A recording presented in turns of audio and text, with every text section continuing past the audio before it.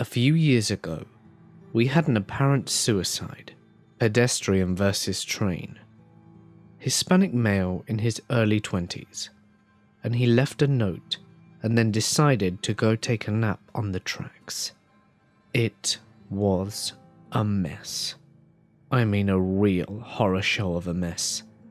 And anyone who's ever had to work a railgrade collision knows that your investigation takes a back seat to getting the train moving again. So we are working like crazy to get everything in order so that we can release the train. Well, and this is the creepy part. The family claimed we missed something out there. Personal property of the deceased, I suppose. According to the mother and grandmother, this kid had a big, gaudy gold cross neck chain that he loved more than life itself. We searched for it high and low and never found it. We even came back out with a K9 unit and tried to pick it up, but still, no dice. At this point, it's just gone. Disappeared into thin air. Well, this guy's younger brother is a 17-year-old kid with a chip on his shoulder. He goes out there at night a few hours after we'd cleaned up and decided to look for himself. Before he went out though, he told his friends and family that the cops were worthless and that we were not trying to help. I shit you not. You cannot make this stuff up. He gets hit by a different train in almost the same damn spot on the tracks. You could still see the bloodstains on the shale. So sure as hell we go out, and I'm not even kidding. We find this poor kid over 100 feet of tracks, and he's got the gold chain clutched in his hand. That's some Final Destination shit right there. I felt so sorry for the parents. This happened when I was interning with the sheriff's police department, so most of my time was spent on patrol. We got called out to do a wellness check, which the deputy thought was going to be a piece of cake, like she was out of town or something. We get there, and we are met by the neighbours, who told us that the mail is piling up in the mailbox, and that there are several untouched packages on the porch. So we go up to the house, and the front of the door is unsecured. So we crack open the door a couple of inches, and the deputy calls inside. But the door won't move anymore. The house was one of those split houses where the stairs met at the front door and the upstairs and downstairs are offset. So we concluded that there might be objects behind the door. It's about this time that the deputy tells me that she is a known hoarder and that it could be why the door was stuck. He also mentions that if we see flies on the inside of the window, she is most likely inside and deceased.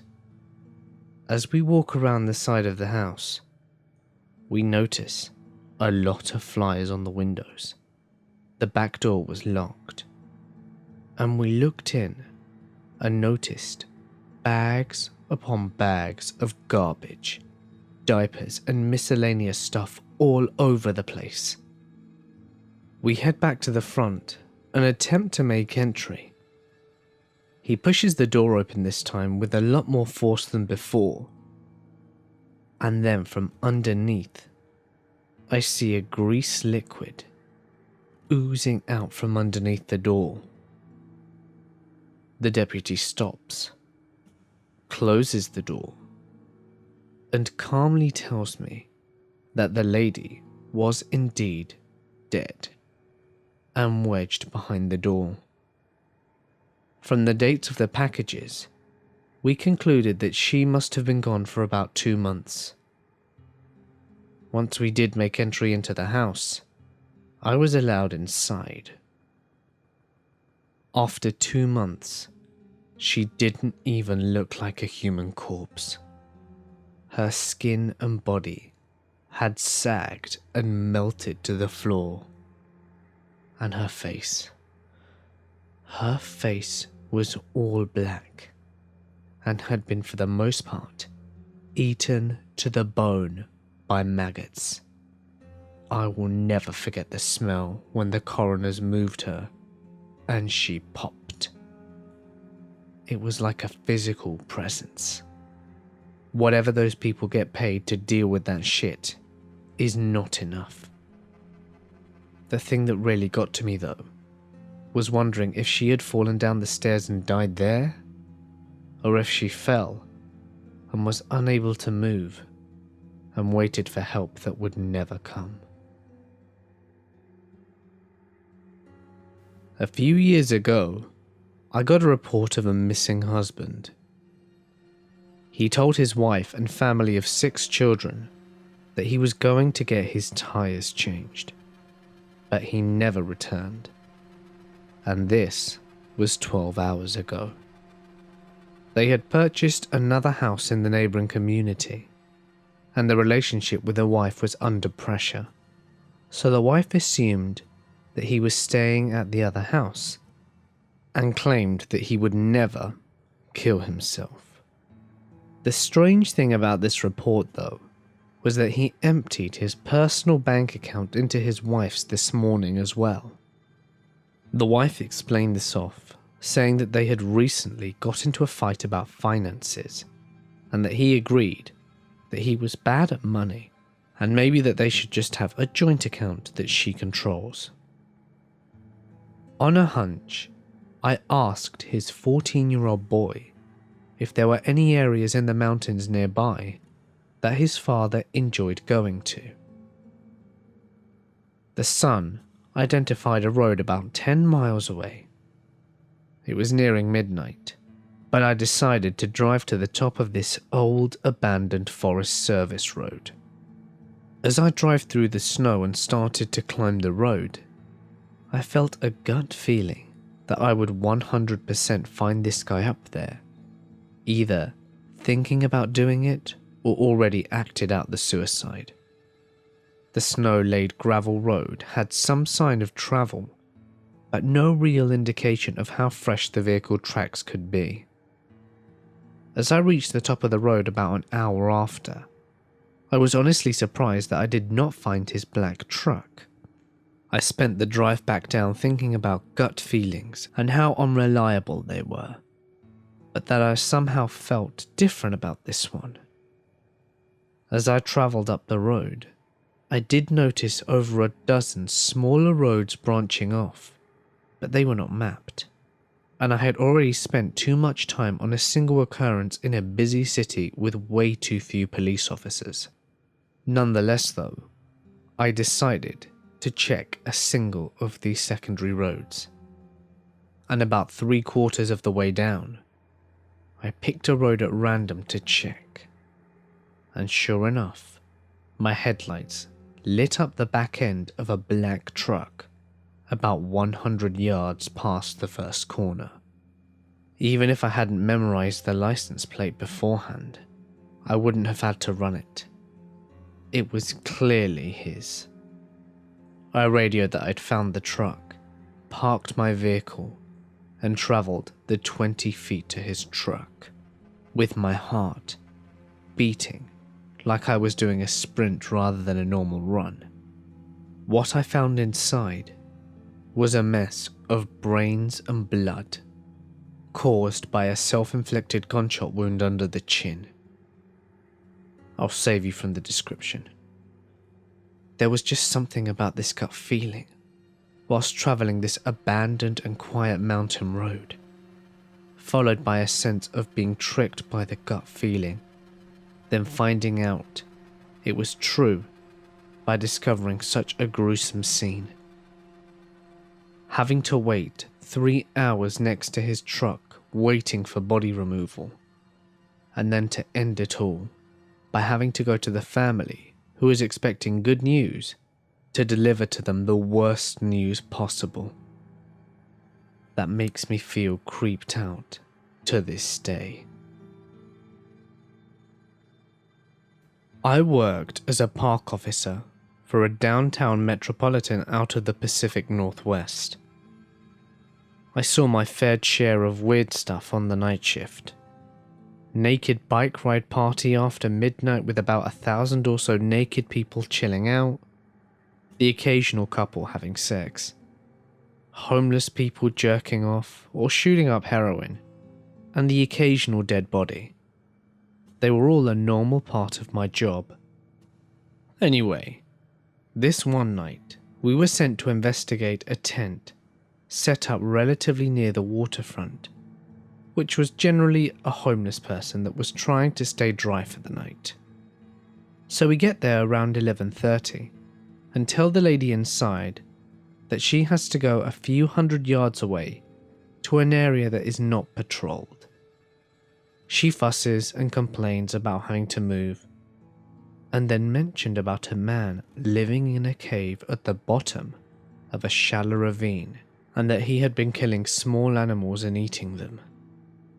We ask her for more information, and she points to a general area about 50 yards away through some thick brush. The general area that most people won't wander past. My partner and I started to walk through the thick brush with just our flashlights, and eventually stumbled upon the ravine. And sure enough, there is a small opening on the side. Enough for a person to fit in.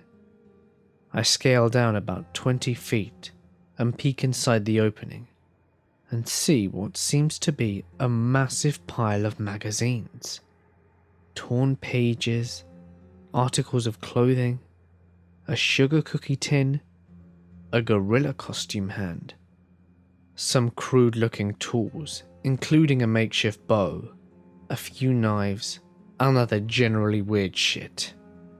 Being curious, and given that the cave was empty, I opened the sugar cookie tin and found a large amount of what seemed to be raw animal meat. At this point, I was thoroughly freaked out and decided to leave the area and inform the police of what I had found. We never found out what came of the guy who was staying there or what he was doing, but it was definitely freaky at around midnight in pitch black conditions.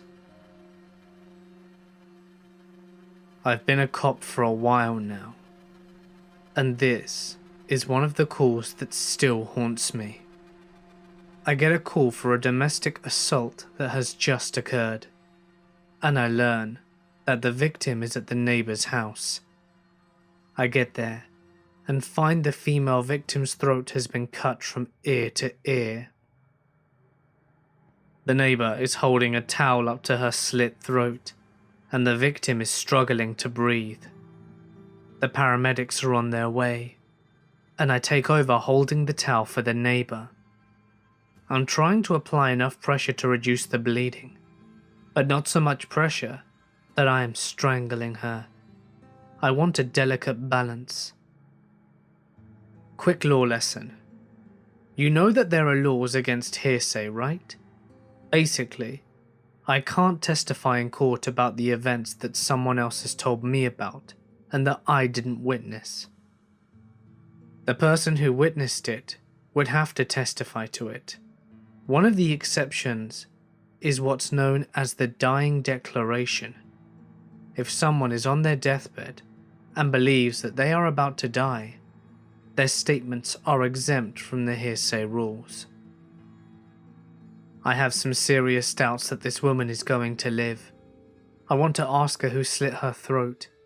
In order for it to qualify as a dying declaration, I need to be able to testify that she believed she was about to die. So, I ask her 2 questions. The first, who cut your throat? Which she answered. The second was, you realize that you may be about to die?" To which she answered, "Yes." Our eyes locked, and I still remember the emptiness in her eyes. Within a few minutes, the medics showed up, and my partner and I went next door to look for the suspect. The door was ajar, and we could hear a baby screaming upstairs. We went in with guns drawn, and a metallic smell of blood was overpowering. We made our way upstairs, past smeared bloody handprints on the walls, and found the child. He was unharmed, and the suspect was long gone. Thanks to the excellent performance of the medical staff, the victim survived. I met with her a couple of weeks later, and I was apprehensive to speak to her again. I had basically looked at her and told her that she was going to die. When she opened the door, I could tell that she didn't recognize me. She had very little memory of what happened after she was assaulted. I told her who I was, and she hugged me, crying, and thanked me for saving her life. The suspect ended up pleading guilty, so I never had to testify as to what the victim had told me that night. It still haunts me to this day. I am not a cop, but my coworker's father is, and he hit me with a whopper of a story once. For some background, I live in Austin, and all these occurrences were with the Austin Police Department and happened in 1978. An APD officer had pulled over a blue Mustang for not having a rear license plate. A man and a woman are inside. The officer tries to run the couple through dispatch, but the system is down, so he lets them go with a citation. After letting them go, however, dispatch lets him know that the man has an outstanding warrant. The officer pulls the couple over again and approaches the man. David Lee Powell knew that his arrest was imminent. Crawling into the back seat, he loaded his AK-47 and opened fire as the police officer approached. Mortally wounded, the officer called for backup before dying on the side of the road. Officer Villegas, my co-worker's father, hears on the radio that an officer is down only 8 blocks away and takes off straight for where he thinks the killer is heading, the highway. Before he arrives, however, he finds a blue Mustang in an apartment complex lot with its lights off, cruising at a really low speed. He peels into the parking lot, blocking the only exit, and calls for backup. Then a storm of bullets pound his police car, some from Powell's AK-47 and some from his lady accomplice's pistol. They exchanging fire, and Powell hurls a small oval-sized object towards the front of Officer Villegas' police cruiser. To the officer's horror, it was a hand grenade, and he was sure death was imminent. He explained that his last thoughts were being that of his wife and kids, and how he was sad that he would never be able to see them again. And that being the scariest moment in his 38 years on the force. But the grenade didn't go off, and Powell and his lady friend were out of ammo. As backup arrived, Powell took off behind the apartment complex into the woods, whereas the lady accomplice attempted to hide in a ditch. Seeing her in a ditch attempting to reload, Officer Villegas ran up to her and kicked her square in the face, shattering her jaw. Powell was later caught in the woods after a manhunt and received the death penalty for his actions that day. A friend of mine was a state trooper and had been for years. He had been part of a bust that involved 30 stolen IROC Camaros. He had changed tires for people and caught a guy doing 130 miles and then tried to pay his ticket with cash. Caught a .31 DUI. He has seen a lot. One night, he pulls over a guy who was swerving a bit. He didn't really suspect DUI, but he wanted to be sure. He pulls him over and calls in the plates and goes to talk to the guy to get his license. As soon as he turned around, the guy pulled a gun and got out. My friend turned back to find himself staring down into the barrel of this guy's handgun with no way out. He soon learned of this guy's warrants and how he wasn't going back. The guy got him down on his knees, and the guy kept talking for about a minute and then goes to execute him. He pulls the trigger with the gun held to my friend's head, and it jams. The gun doesn't go off. He quickly subdues the man and arrests him. The guy is lying on the ground crying. My friend gets back up, and this guy goes to prison. He was never able to return to patrols. He would freak whenever he had to pull someone over, and it ended his career. Years later, he went to prison to meet the guy, and forgave him for what he did that night. I guess it was to get closure. My dad is a cop. Obviously, he always tried to downplay the danger of situations to my sister and me, so he wouldn't scare us. But one morning he came home shaken. I was a teenager at the time, and I asked him to tell me what had happened. He and his partner were doing the graveyard shift, and there was a seemingly abandoned car on the side of the road. They got out to see if anyone was in it. My dad was first, whilst his partner stayed in the car to radio report. I'm not too sure how this next part happened, but as he was approaching the car, he realized that there were multiple people hiding in there. All of them were acting super strung out. As he's going to back away to wait for his partner, he hears his partner running over. He identifies himself as police to the people in the car and asks if there are any weapons in the car and things like that. His partner comes around and starts getting people out of the car, and they see a gun. Okay, kind of a biggie. His partner goes to start talking to the people in the car to see whose it was. In that time, one of their people had gotten away from the group. My dad was speaking with the driver nearest the front of the car, and his partner was talking to a few others towards the back. As my dad was questioning this guy, the guy's eyes go wide, and he kind of backed up. He turned around to see why, and a man had a handgun pointing to the back of his head. He's a cop, so obviously he's had guns pointed at him before, but never that close. Thankfully he is a beast, and he started talking to calm him down, and just telling him to take his finger off the trigger.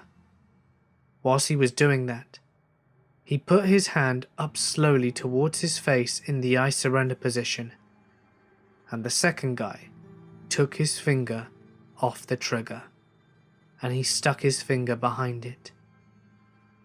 Then he called over his partner and they handcuffed him. Obviously it's terrifying that if the driver hadn't widened his eyes, he would have never known and could have possibly been dead. But I'm thankful every day that he acted quickly. I rather like having him around. I arrived in at work at 6 AM and finished work at 10 PM. The previous night ended up running into an assault on an old man on his way home, and my commute was about an hour. So instead of getting home around 11, I got home around 11:45. I have a quick bite with my wife and go to bed around half midnight. 3 hours and 45 minutes later, I woke back up because I had to be in work for 6:15. I'm on station duties and a man comes in and says that he thinks his wife is missing.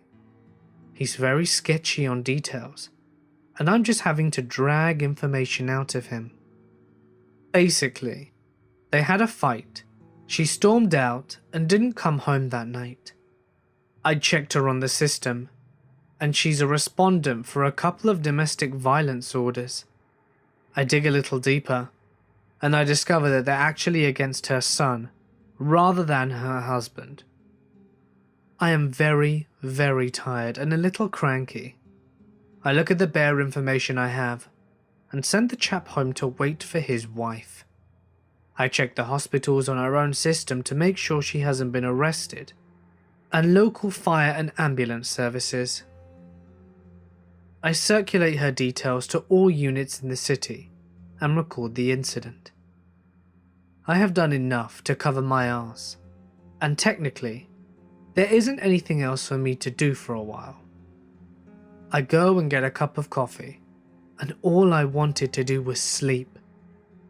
But something didn't sit right with me. I was suspicious of her husband. He seemed as if he were hiding something. I went down to my skipper and asked him if I could go to the house and have a look around and maybe talk to the husband again.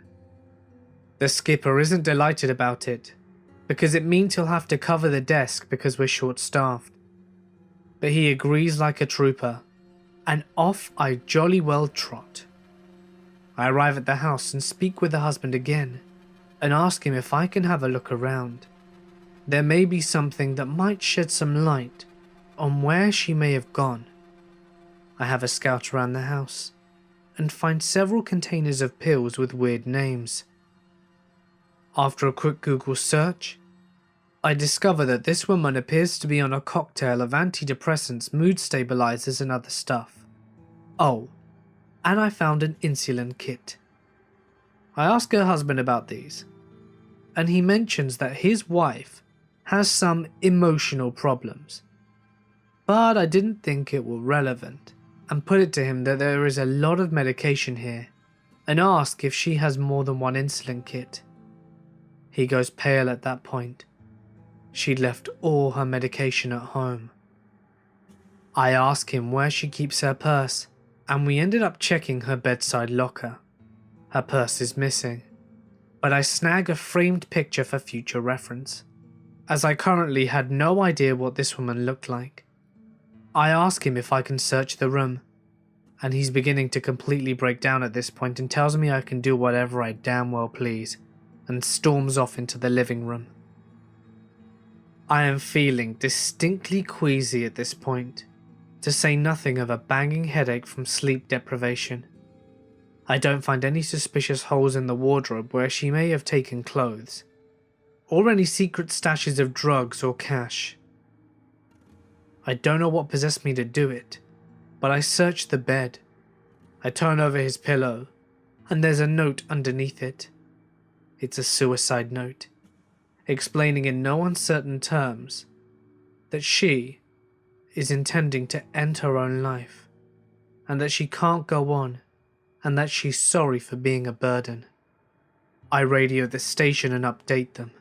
I then have to walk down to the living room and tell this woman's husband that he had been sleeping on her suicide note overnight and never noticed. That was probably one of the hardest things I've ever been called upon to do, bar dealing with dead children. I found her eventually, though it took another 8 hours. We pinged her phone to a nearby town, but that just gave us general locality. I put the town to her husband, but he said that she didn't have any friends or family there. And after 15 minutes, he calls me back to tell me that they spent a weekend there shortly after they got married.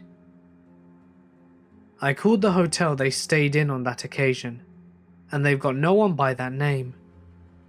So I went down in person and showed them a picture of the lady. The person at the desk told me that a guest answering to that description had just left on a walk to the pier. I went out to the pier and found her, and we had a bit of a chat. Nothing dramatic. She told me that I looked awful, and I just said I was very tired. I asked her to give life a chance for a few more days, that her husband loved her, and that she wasn't a burden. She agreed, and we brought her home. A couple of days later, she came into the station with a box of chocolates and a card that read, "Thank you for not letting me kill myself." That's when I realized how close I had been to just letting the matter rest, because I had ticked all the boxes on the list. I went to the toilet at the back of the station and threw up for what felt like an hour. She sends me the same card every Christmas. We were called to an apartment, which was a reputed local drug den. A female we knew called and said that the male renter had been assaulted and she had ran. We got there and the door was bolted shut. I kicked the door over and over again, and it would not open. What I found out later is that the dope team had done a search warrant on the apartment a couple of weeks ago, and afterwards, the tenants had reinforced the door jamb with a metal plate. It took me a total of 22 times kicking the door before I broke the deadbolt in half, which flew across the room and hit the wall. We made entry, guns drawn, and started clearing the apartment. This place was the kind of spooky I'd seen in places where a lot of meth is done. It was dark. There were swastikas, 666, upside down pentagrams, etc., painted all over the wall. Pictures of faces hung off the wall, with the eyes X'd out, and baby dolls with their eyes scratched out into X's. As we cleared the first room, we started seeing the blood, first on the bed, and then a trail on the floor leading back to the room. The layout was weird. One main room, and then a back room, which was more of a hallway and a bathroom at the end of the hall.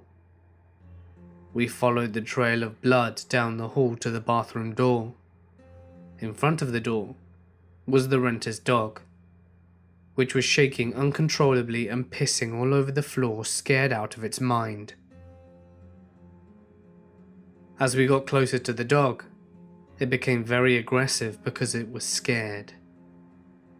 I made my way around the dog and entered the bathroom, where I found the renter hunched over in the shower, bleeding from his face, holding his cheeks with his hands. He was frantically trying to talk, pleading with us not to hurt his dog. Blood was dripping from his mouth, and I couldn't understand him.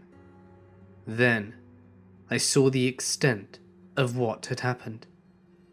His jaw had been dislocated on both sides when he was beaten by two men with a hammer. It was just hanging there. As he was trying to plead with us, he could only attempt to talk by flicking his blood-covered tongue in the pattern of words, because his jaw didn't work at all.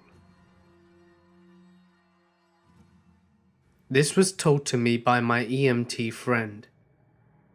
In one of the apartments in a nearby city, the apartment manager went in to investigate a really bad smell in one of the lower units. Apparently people all around it were complaining. Once he saw what was up, he called the ambulance. So first responders show up, which included my said EMT friend. And there's this lady sitting on a couch. There's also something squirmy going on down in her underpants area. So they check her out, and in the process remove said undergarments. And out falls a swarm of maggots. Apparently said individual had a fairly strong substance abuse problem. Some of the needles she poked into her nethers, which caused an infection. This led to rotting flesh, which attracted flies, which in turn led to maggots. The worst part, she was not dead, just so drugged up that she basically never noticed that she was literally rotting and falling apart from the waist down. My grandfather's cousin had been a coroner for years, and they had to get into a house of a guy who lived alone. It was just him and his dog. The dog had been chained outside at the time that this guy died, and obviously there wasn't anyone around to unchain him afterwards. It had been days in the southern sun, so someone at some point unchains the poor dog before the coroner gets there. They have to hold onto his collar because he is frantic and desperate to get inside of the house. The coroner gets there, they bust the door open, and the dog manages to slip away from the person holding the collar. The dog dashed past everyone and leapt on the body of the dead owner, no doubt to protect him. At which point, apparently, he exploded. You may be wondering why. The bacteria in your gut that makes you fart starts eating your body after you die. They're still making a lot of gas, but now it doesn't have an easy way out. So the body fills with gas, and at the same time the skin is getting thinner and weaker. So the end result is basically a very grisly and foul-smelling flesh balloon, 5 to 6 feet long, and then along comes a dog with sharp scratchy claws, and boom, it was entrail confetti for everyone. I spent my first year as a constable in an inner city suburb of Queensland. Now, of the population of the area, something like 40% was reserved for government-commissioned housing for rehabilitated criminals and persons released from mental health assessment centres.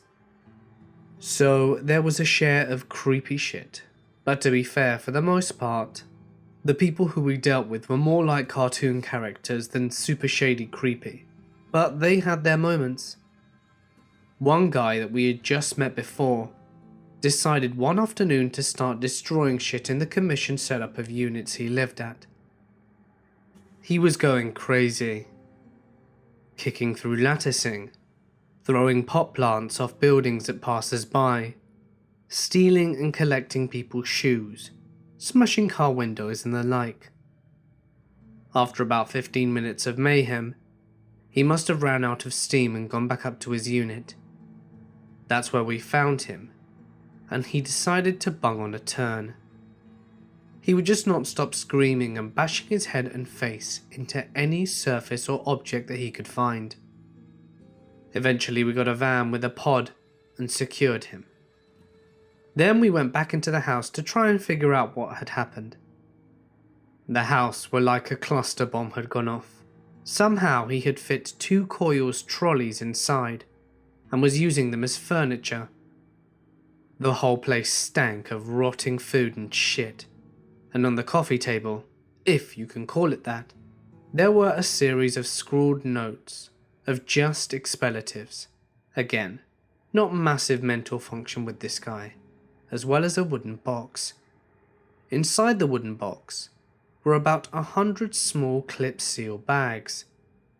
Over half of the bags had a brown granular organic material in them, and the others had clear crystal-like stuff in them.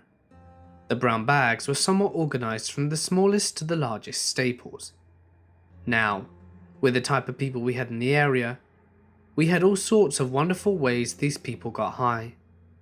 We were used to seeing weird shit that people would ingest, so we didn't recognise these bags, but were quite confident that they were a narcotic of some kind. So, of course, we examined the bags and their contents, and there's enough to test if need be. So I go to get one of the bags and empty its contents to see it better. So these samples of brown material, they've got flecks of colour and little tendril-like hairs, not unusual for plant derivatives to have, but I've never seen it before. So I'm looking at it, I'm holding it, talking to my partner that it may be a really coarse hash derivative, or byproduct of production or something else, and how this might potentially explain why the guy went nuts. The dog unit officer who assisted with the arrest comes in. He sees the scene, looks at the coffee table, and looks at the bags, looks at me holding at the contents of one in my palm, and straight away goes, "That guy's got golden staph. He's been collecting scabs." This guy had been picking at a golden staph infection on his leg, collecting the scabs, organizing them into smallest to largest, and then eating them. The small yellow crystals, snot and crust from his nose, with the same end goal. I got dispatched to a call. The daughter had tried to reach her elderly mother and couldn't make contact. For the most part, these usually end badly. We got to the location of the house, and we had received written authorization from the daughter to make forced entry at the front door. We asked the daughter to wait by the squad car and had the fire department spreading the door frame open. Immediately, I noticed the smell and began to search the house. I found her mother in the kitchen, laying on the open door of the oven. Half her face and hair were burnt off, and the oven was still on, cooking her. Apparently, we found out from the daughter that the mother used the oven for heat and had a heart attack and fell on the oven door. Best thing I can say is that it looked like Harvey Dent from the Nolan Batman film. I got a call from a woman screaming from an abandoned apartment, saying that she was being tortured and killed. My partner and 4 other officers and I had to search every room and door in what looked like a college dorm. All the doors faced inward, and there was absolutely no way of knowing where the screams were coming from. My partner found the woman covered in her own blood, running out of an apartment. I held the apartment door whilst he ran her down. Scariest call of my life. Turns out she was tripping on PCP and had been cutting herself. There was no way of knowing that until we searched the apartment, and I swear that Michael Myers, Krueger, or Chucky were waiting behind every door in that apartment, just waiting to stab me. It was an awesome time. My uncle is a cop and likes to tell the story of the time he showed up to arrest a 15-year-old who skipped school to throw rocks through some cars and steal things inside them. He gets there and knows the kid.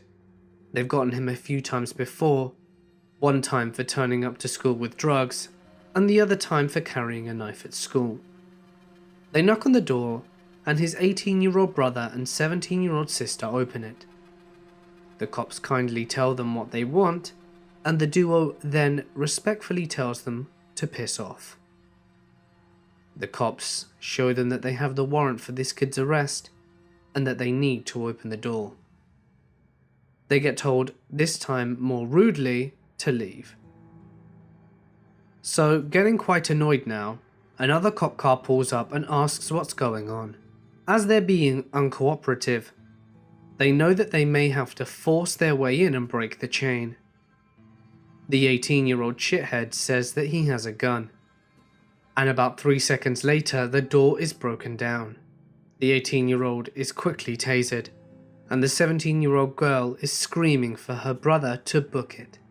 So he jumps out the window and manages to get away for now. The brother is thrown in the cop car, and the 17-year-old very cleverly slaps one of the officers in the face and ends up getting the same free ride and a new pair of bracelets. They then call the property manager to get permission to enter the house and complete the investigation. The second floor reeks. It's the worst smell they've ever smelt. They get upstairs and it just gets worse and worse.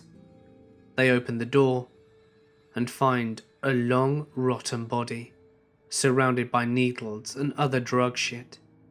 They leave and call it in. Uncle says that later it came out that their grandmother died of an overdose. The mother was in jail for stabbing up some guys, and the kids never reported the grandmother being dead, so that they could keep cashing in her social security checks. She had been sitting there dead in a corner of a room for about a year. I was a fresh officer with dreams of being a hero. I get dispatched to a call of a family fight. Not wife or husband, but brother-sister. The female was reporting the male had attacked her. I arrived and located the female and the male. The male I knew from prior contacts. I detained him in handcuffs and quickly smelled a strong odour of pepper spray. I found out that after the male knocked off the female's weave, she pepper sprayed him. I knew there were different types of pepper spray, like gel, and I'm walking around the house taking photos for my investigation and assessing the property damage. I noticed that in his room, the odour of the pepper spray was extremely strong and made my eyes sting and water instantly, with a decent amount of stinging sensation. The fumes had made it incredibly hard to breathe, and left me without the ability to breathe at points, requiring me to leave the room to get fresh air. I then find a brownish gel substance all over the walls in the shape of handprints. I photographed the evidence and determined that it was the pepper gel that the male suspect was wiping off his face onto the wall. I found it odd that it was all over the walls and covered the room. I thought this chick dusted him with the entire can of pepper gel, and after some investigation, I took the male to jail. I responded to the same house several days later for an unrelated medical issue. There were more family members at the house, and the male was still in custody. I was having a conversation with the family as the hero firefighters were saving the day. I inquired if they had fully cleaned up the pepper spray from the male's room, and they gave me a strange look and told me that there was none in there. I told them about the gel that was on the wall, and then I sat there in horror as they explained to me that this man had been, for years, ejaculating on his walls and playing with it, and the gel was in fact the fumes that were released after years of accumulation. My God, was it foul. A former officer of the law told this to me years ago. The officer had responded to a parent's call to arrest their son, who they were convinced had relapsed on meth. What had tipped them off was that the son had started blasting both thrash metal and porn on max volume from his bedroom and locked himself inside. Communication with the kid was impossible with the noise. However, the officer's partner had been able to glance into the kid's window and can see that he was sitting motionless in front of his computer.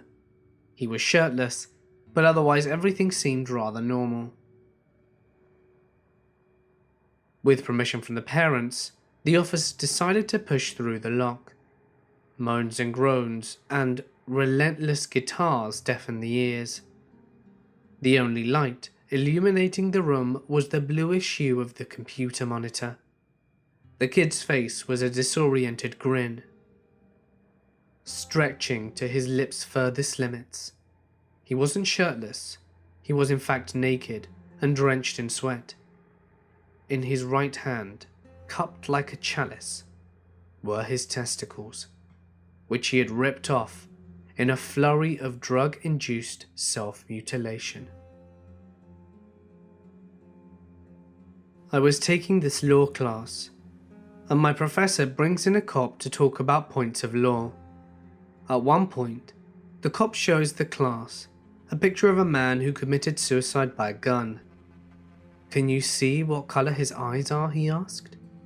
Of course no one can, and after some dumb stares, the cop says, "Blue. One blue this way, the other blue that way." The whole class groans and raises her. The whole class then groans, so I raise my hand and say, "Obviously you have thicker skin about this story than anything we do, but have you ever seen anything that got to you?" The cop then got very serious and told us this story.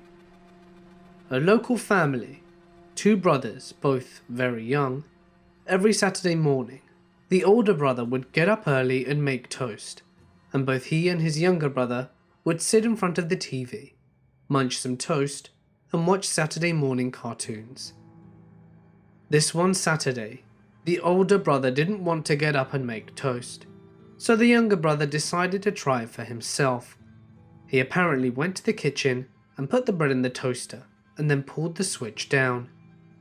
He didn't notice how close the toaster was to the kitchen window curtains, and to make a long story short, the house caught fire and the parents barely made it out alive with their eldest son. By the time the police officer arrived, the younger boy was dead, burnt to death in the living room. The officer said he must have set the toaster and went into the living room to watch TV and wait for his older brother to wake up and join him. The officer said that the window nearby had collapsed from the heat and melted around the little boy. The cop said he had 2 boys about their age at the time, said he needed to excuse himself from the scene, and went into his squad car and couldn't stop crying and shaking. As the cop told the story in class, he started crying again.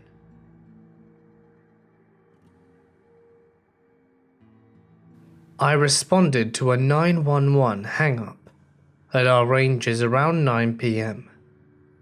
They are out in the middle of nowhere, in the woods near an old wildlife refuge, so they are pretty isolated.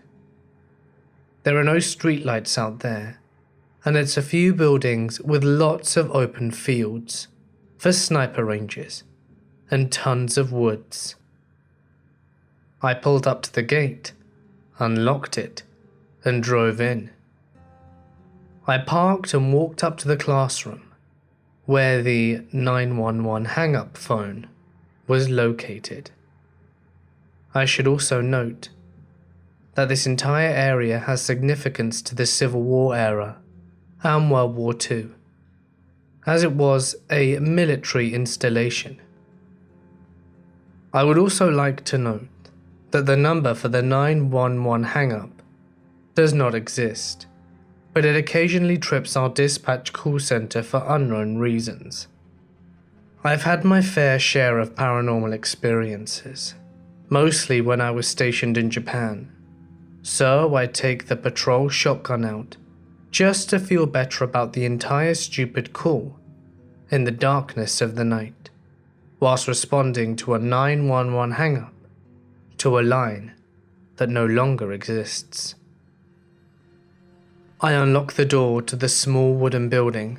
It's a trailer. As I open the door, the only light illuminating my path is a red exit sign directly above the door. I don't see any light switches, so I take a few steps in to locate them. As I do, there is a doorway directly to my right. By this time I can see in my peripheral vision a human-shaped shadow with the red exit sign illuminating it. I turn quickly with the shotgun as my heart starts racing. I can make out the face. I quickly start hitting the wall and manage to find a light switch, which reveals a training dummy sitting in a chair. I take a breath and step back outside onto the deck and radio in for assistance, as I am no longer prepared to go on this ghost hunt alone. I go back inside and do a quick sweep of the building. It only has 5 small training rooms, And I also check the room where the phone line does not exist. There's no phone. Shocker. I then walk back outside and wait for my backup officer, who comes within 8 minutes of my call. Once he gets there, he already knows how dumb this is, because this call is creepy whenever we get it. We then proceed to check around the outside of the remaining 3 buildings in the area, and there's nothing. So we start heading back to our vehicles. As we approach our cars, an alarm starts going off on a small metal box attached to a metal unit sticking out of the ground. It flashes a red light affixed to the top of the box. We look at each other in dismay. Really? And start walking towards it. It's located between the training range and the range bay office. I radio in the alarm and ask if they can contact facilities, since neither of us knew this thing was even out here, and we had no idea how to shut it off. I then notice that there is a small keyhole on the metal box that is attached under the light. I grab my key ring and try to find a key that I think would fit. As soon as I made contact with the key to the metal, the alarm and flashing lights stopped. I looked at my friend and said, "We need to leave." He agreed, saying that this is getting stupid. I radioed in and told them that the alarm had stopped and we were back in service. This was the one and only time I had responded to a call of that nature, but others also had to do it. There are a few grave sites out there with markers from the 1800s, but nowhere near the range area I was at. It's a pretty historical area, and I wouldn't be surprised if there are a few spirits still roaming around the area. I'm an officer in New York City. I've seen some insane stuff. A lot of the things that have happened to me have been very nasty and gory. However, this was the creepiest thing by far that I have ever seen. I was sent to a wellness check. The individual in question was found lying face down on the bedroom floor, dead, and had been for a few days at least. The deceased's room was littered with voodoo or witchcraft shit. Whoever it was into some weird crap. After the body was removed and the family notified, the apartment was sealed. Now, for New York City, this means that the door is locked, and a big fluorescent green sticker is placed over the door and the door frame, so that the door can't be opened without the sticker being torn. Fast forward a week or so. The deceased's brother arrives with the surrogate court paperwork to enter the apartment to try and find a will. We get to the door and the sticker is ripped. Thinking someone like the superintendent of the building had went into the apartment without permission, we had the security desk pull up the camera footage of the hallway. After about 20 minutes of looking for it, we found it. The door seal, for no apparent reason, quite literally exploded at the seam. Footage just showed an empty hall with the door in clear view. Then suddenly the seal just pops at the seam, sending pieces flying to the door. The door had no give or gap to jiggle it, so a quick pressure change couldn't move the door significantly to cause it to rip. That shit was creepy as hell, and we still have no explanation for it. I just wanted to say good luck to whoever had to pick up all those voodoo dolls. Firstly, let me start by saying that there is a Whataburger of death in our city. Every time I've gone there, I have immediately had to respond to death after death, at least 3 times. It's around 3 AM, I believe, and so I was dispatched to an open door alarm across town. I arrive, I park a bit away, and I walk to the house. As I am approaching the front, my partner pulls up, and I say, "It looks clear, but I haven't gone to the door," and he remarks, "Well, it's open, so..." Now, I promise you, I'm not an idiot. I had just pulled up at an angle that I couldn't see the front door, and I was going to check it last. So we approach and announce. He and I remember that the resident of this household is crazy as hell. She calls him regularly to complain about things, but is absolutely paranoid. She says things like she is deathly allergic to any fake scents, and so won't talk to you if you're wearing perfume or deodorant. Her son is also a severely mentally handicapped adult. Her husband is relatively normal, but she kicks him out the house all the same. He's quite used to it, to be honest, so he goes and stays in a hotel for a week or 2, and then comes back. There are lights in the kitchen, as well as lights on in the back room, so we open the storm door and announce more. However, we get no response. We start to clear the house. Immediately to our right is a dark hallway with doors on either side, as well as at the very end. We decide to take that first. As we shine our lights down, we see all of the doors are open, and at the end of the hall is a bedroom with someone lying in the bed. More announcements. We continue to approach and get no response. Now we pause and think, what? And then we realize the person is a woman, and their eyes are open and they are staring straight at us. We get no response. Dude, is she dead? No, dude, she's breathing. Look. Look again. Yep. There was a steady rise and fall on her chest. Okay, she's crazy as hell. Maybe she's being crazy. Maybe she sleeps with her eyes open. Our little discussion continues as we walk down the hall, clutching our guns. Still no response. We clear the rooms to the left and right very quickly, neither of us wanting to take our eyes off her. We get within about 9 feet, and again we repeat, "Ma'am, it's the police."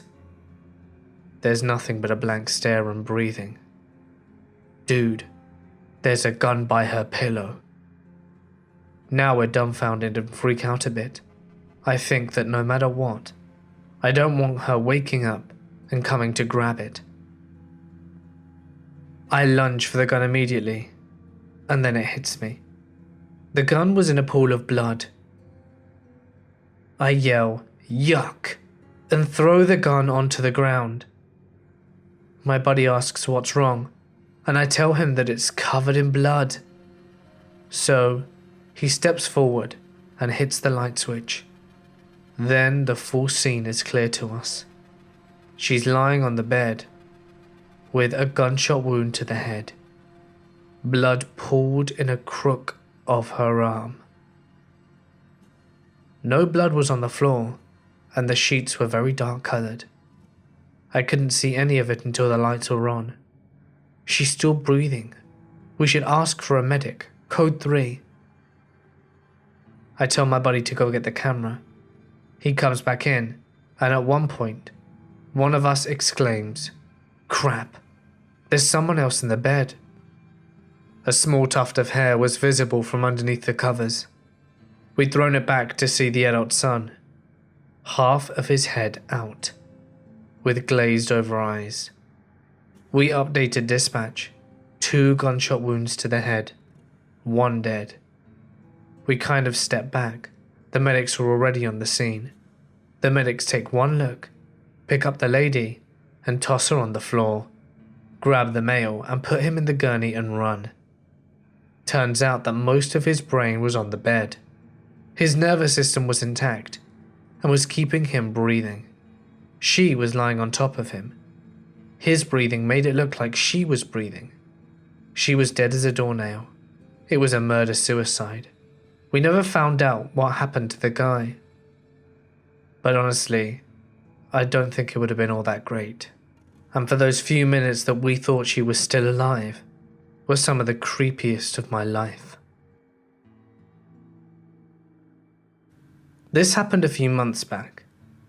I work for the emergency services. This happened a few months back. We get the first call around 10 AM. I asked the medic what the call was, and he says it was a 44. I asked him what that was since I hadn't heard of it before, and he says that the guy had shot himself with a 44. I wasn't sure if I should believe him since he bullshits sometimes. We get to the scene and the police are already there. The 2 officers and some volunteers are waiting by the door. I walk into the house and instantly something didn't smell right. I look around and notice the guy is a hoarder. I think maybe it's something thrown around that smells. We continue to the bedroom, and there's a guy lying face down, head between his nightstand and his bed. It smells pretty bad. He had a gash on his head from where he hit his head and fell, and I'm guessing hit the nightstand. He was 60 years old and pretty unhealthy. The other medics and police said he probably didn't die right away. The guy had been dead for about a week, and he was starting to decompose. He had maggots on him, and his skin was wet to the touch, with bubbles of water deposits on the outer layers of skin. They made us check for a pulse, so we hooked him up to our monitor, and surprise surprise, he had no pulse. Like, really, how dead can he be? The smell was similar to a dead animal smell, but it lingered, and I would occasionally smell it throughout the day. On my way home, I passed a dead animal, and since I was on my Jeep with no top, I got the smell pretty hard, and I almost puked. We got sent to do a well-being check for an old lady that lived by herself in a rough section of the city. This was a few years back, but if I remember correctly, she had no family or friends, and some sort of wellness aide had called it in. No one had heard from her for a few days. We knock and announce ourselves, and we get nothing.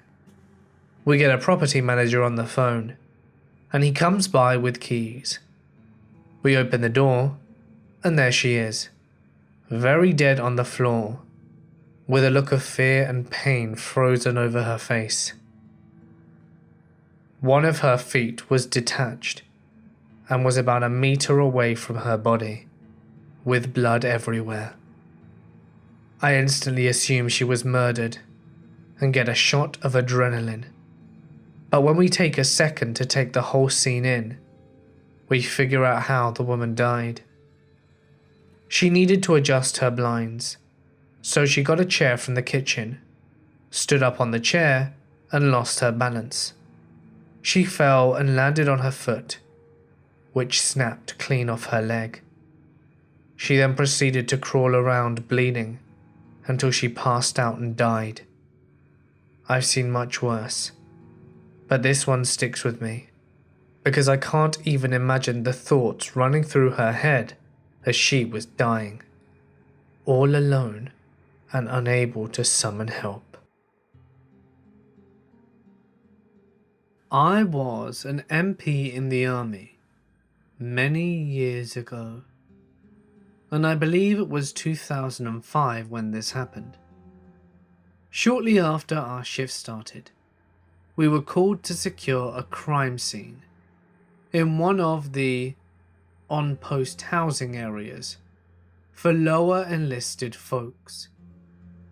When we arrived on the scene, we were given a very vague overview of what occurred by the first responders and CID investigators present. A 19-year-old infantryman, fresh off deploy, brutally stabbed his young wife to death. I think she was 18 years old. Too damn young either way. We were obviously given very little information because the investigation had just started. But while securing the scene from the exterior, we were able to see the aftermath of everything that had happened through the windows and open doors. And what we were able to see was straight out of a horror film. The back door of the house was left open, and one of the first things you noticed on approach was a bunch of tiny, bloody paw prints on the back porch. Looking further into the house, you could see dark stains on the carpet that looked like a body had been dragged across the floor, again, with tiny bloody paw prints scattering the scene. Turns out, they had a tiny dog that ended up roaming through the aftermath, scattering the tracks around. Going to the front of the house and looking through the kitchen window is where we see the real bad stuff. The body had already been removed by the time we were able to get this view, but you could tell where she had finally died. There was a giant pool of blood on the floor, with what I can only call a halo of kitchen knives in a circle around where her head was. Blood was absolutely everywhere. On the fridge was a note scrawled in blood that read, "Satan said she deserved it." I absolutely shit you not. Several days of securing that scene later, they finally closed it down and boarded up the home. The body was being held at the post-morgue, and we ended up needing to put a guard in the morgue to secure the body until the formal autopsy could be completed. I was the lucky son of a bitch that pulled body duty when the autopsy occurred. I was asked to sit in on the procedure, and it was easily the most horrifically graphic thing I have ever, and hopefully will ever, witness. The poor girl was destroyed. Her husband stabbed her something like 50 to 60 times. The first thing you notice was the meat cleaver stuck in her neck. They just left it there. Just above the cleaver, her lower jaw was basically gone. I couldn't tell you how it was removed, but her tongue was just resting on her neck. The second thing you noticed was the absolutely perfect pentagram that was carved into her chest. I'll never forget how perfect that circle was, and how the angles of the star looked like they were all made with a protractor. This sicko took his time to do this to her. The third thing I noticed was her hand. It looked like as if she had her hand put up in front of her face to block a strike and caught the cleaver across the palm. 3 of her 4 fingers were dangling from a flap of skin barely still hanging on. This all seemed too much. But it got worse. As the medical personnel continued to catalogue the damage, they noticed what I think was the absolute worst of it all. They ended up pulling out a 14-inch long knife sharpener out of her vagina, the hilt of which wasn't even visible from the exterior of her body. He had inserted this into her, and then they believed he had literally kicked it into her. They believe that she had already been dead by the point of this happening. I don't know how, but that was somehow almost relieving to hear at that point. The week or so securing that scene was creepy for sure, but the several hours of time spent in that autopsy made me question humanity and really changed my perspective on life as a whole. 2 combat tours in Iraq, and this was probably the worst thing I had experienced during my time. When I was 12, I moved to my grandparents' campground in Dayton, Tennessee. One half of the campground was dedicated to RV and tent campers. The other half was a trailer park for more permanent residents. My grandmother worked 7 days a week at the mum and pop shop. She sold bait, tackle gear, sandwiches, soda, candy, camping supplies and beer. We were the only dock on Lake Chickamauga with a gas pump, so we were always busy during the summer months. It was my job to run up and down the dock and pump boaters' gas for them. It was a fun job. I got to see a lot of pretty girls in bikinis. In the trailer park area of the campground, there was an old couple living in a mobile home. They had a pontoon boat, berthed at our dock, and a nice car.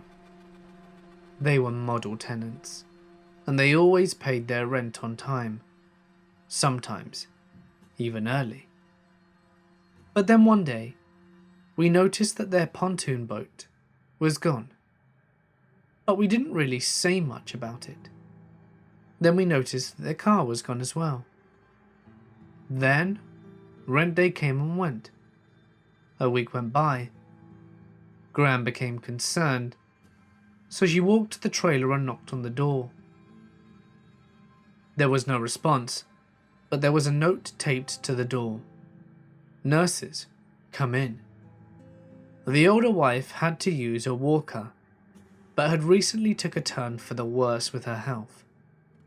Nurses would come and visit and take care of her every other day. Graham tried to open the door, but it was locked.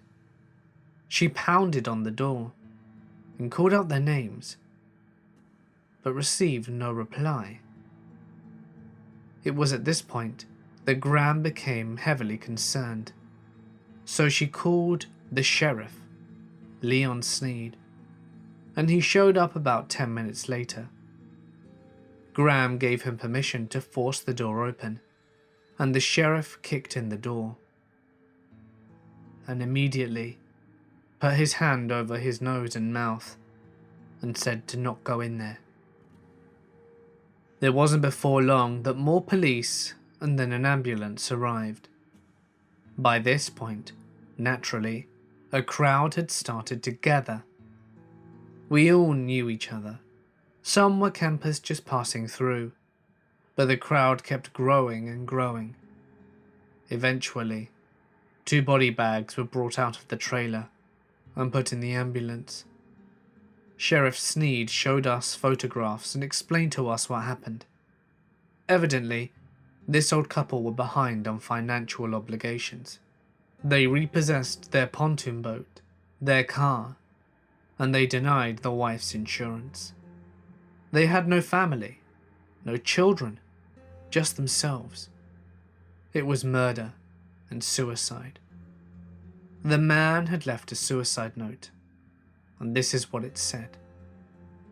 "This is what happens to old people today when you run out of money." He had his wife put on her favourite dress. Then he strangled her to death and put her body on the kitchen table. Then he proceeded to drag a chair to the hallway and hammered a leather belt into the top of the hallway. He tightened it around his neck. Then he kicked the chair out from underneath him.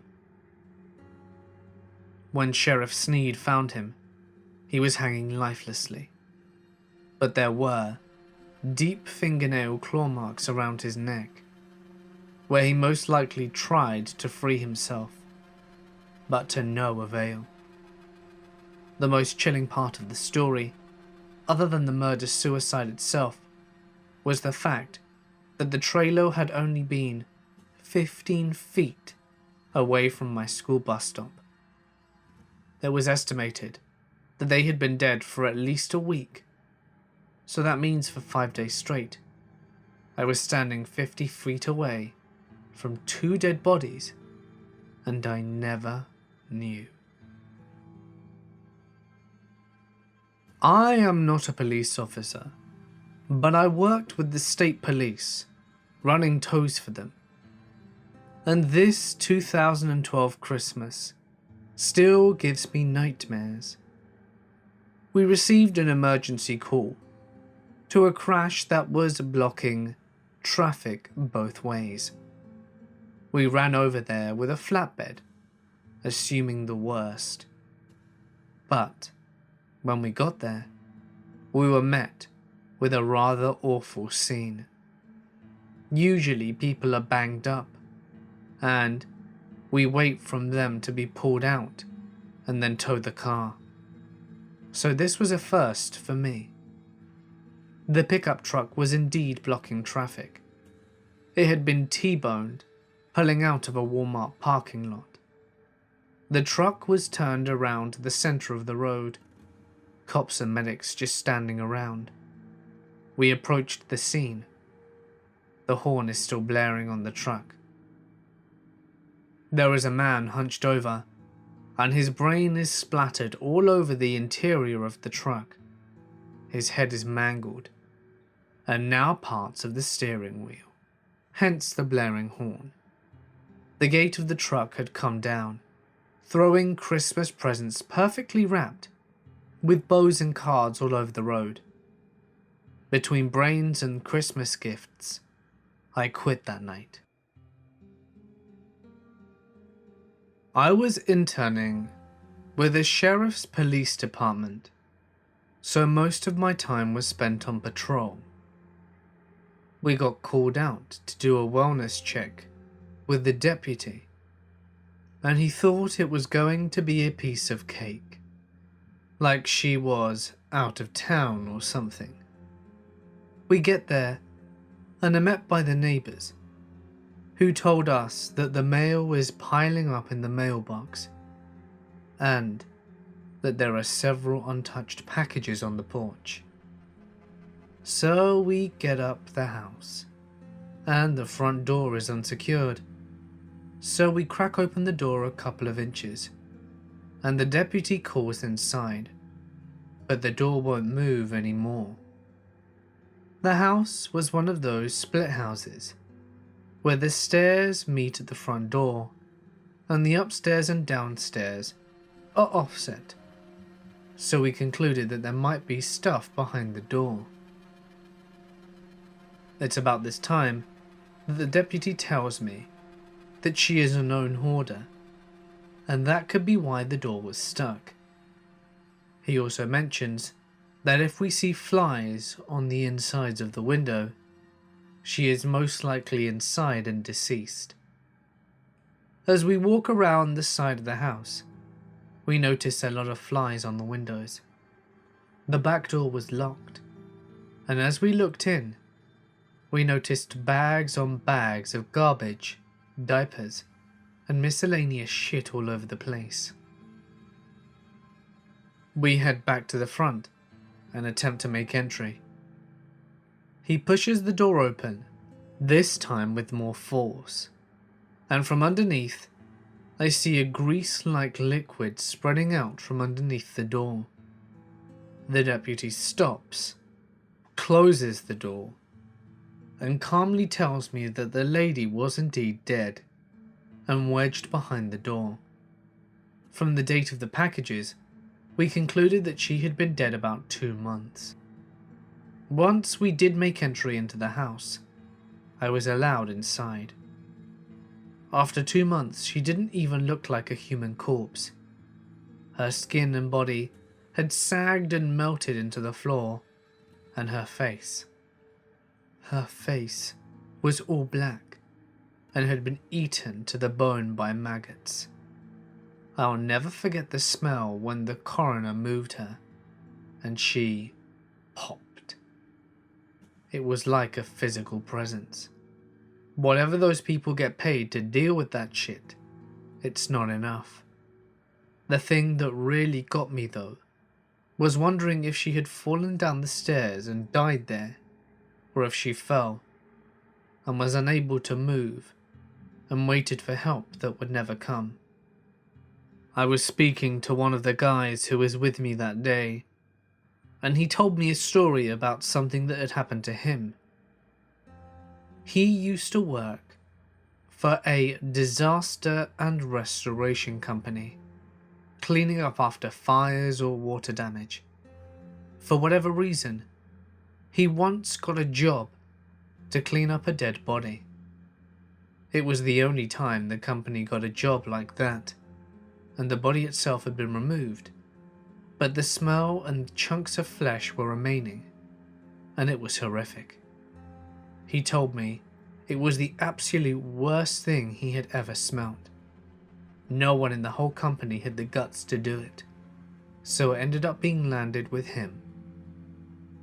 He had to scrub up the chunky human sauce and remove the couch where the body had been found 2 weeks earlier. Even the floorboards had to be removed because the blood was so entrenched. You could smell the stink from a block away. It was also his job to concoct an anti-stink chemical mix to try and get rid of the smell. He pumped about a gallon of several industrial strength chemicals to rid of it completely over the next few days. Even then, I'm still not sure what the smell was. Even then, he's still not sure if the smell was completely gone from the house. Though, he says it may just be the fact that from working the job, the smell was just stuck in his nostrils. This is a case which I had to deal with personally. There were 2 adults that were reported missing, the parents of 2 adult children, 1 male, 1 female. Alerts are in place for the missing people's credit cards. The father's credit card hits on a purchase at a jewellery store where an engagement ring was purchased. This quickly leads us to the son who made the purchase of the ring. We get the son in for questioning, and it didn't take him long to crack, and he confessed to killing both parents and burying them in shallow graves. The son led us to the gravesite, and we began the process of recovery. Both mother and father had a black garbage bag over their head, being held in place by duct tape around their necks. The sight of the bodies, especially their faces, once the bags were removed, and the smell, was something I'll never forget. His parents were drunks and lived an alternate lifestyle.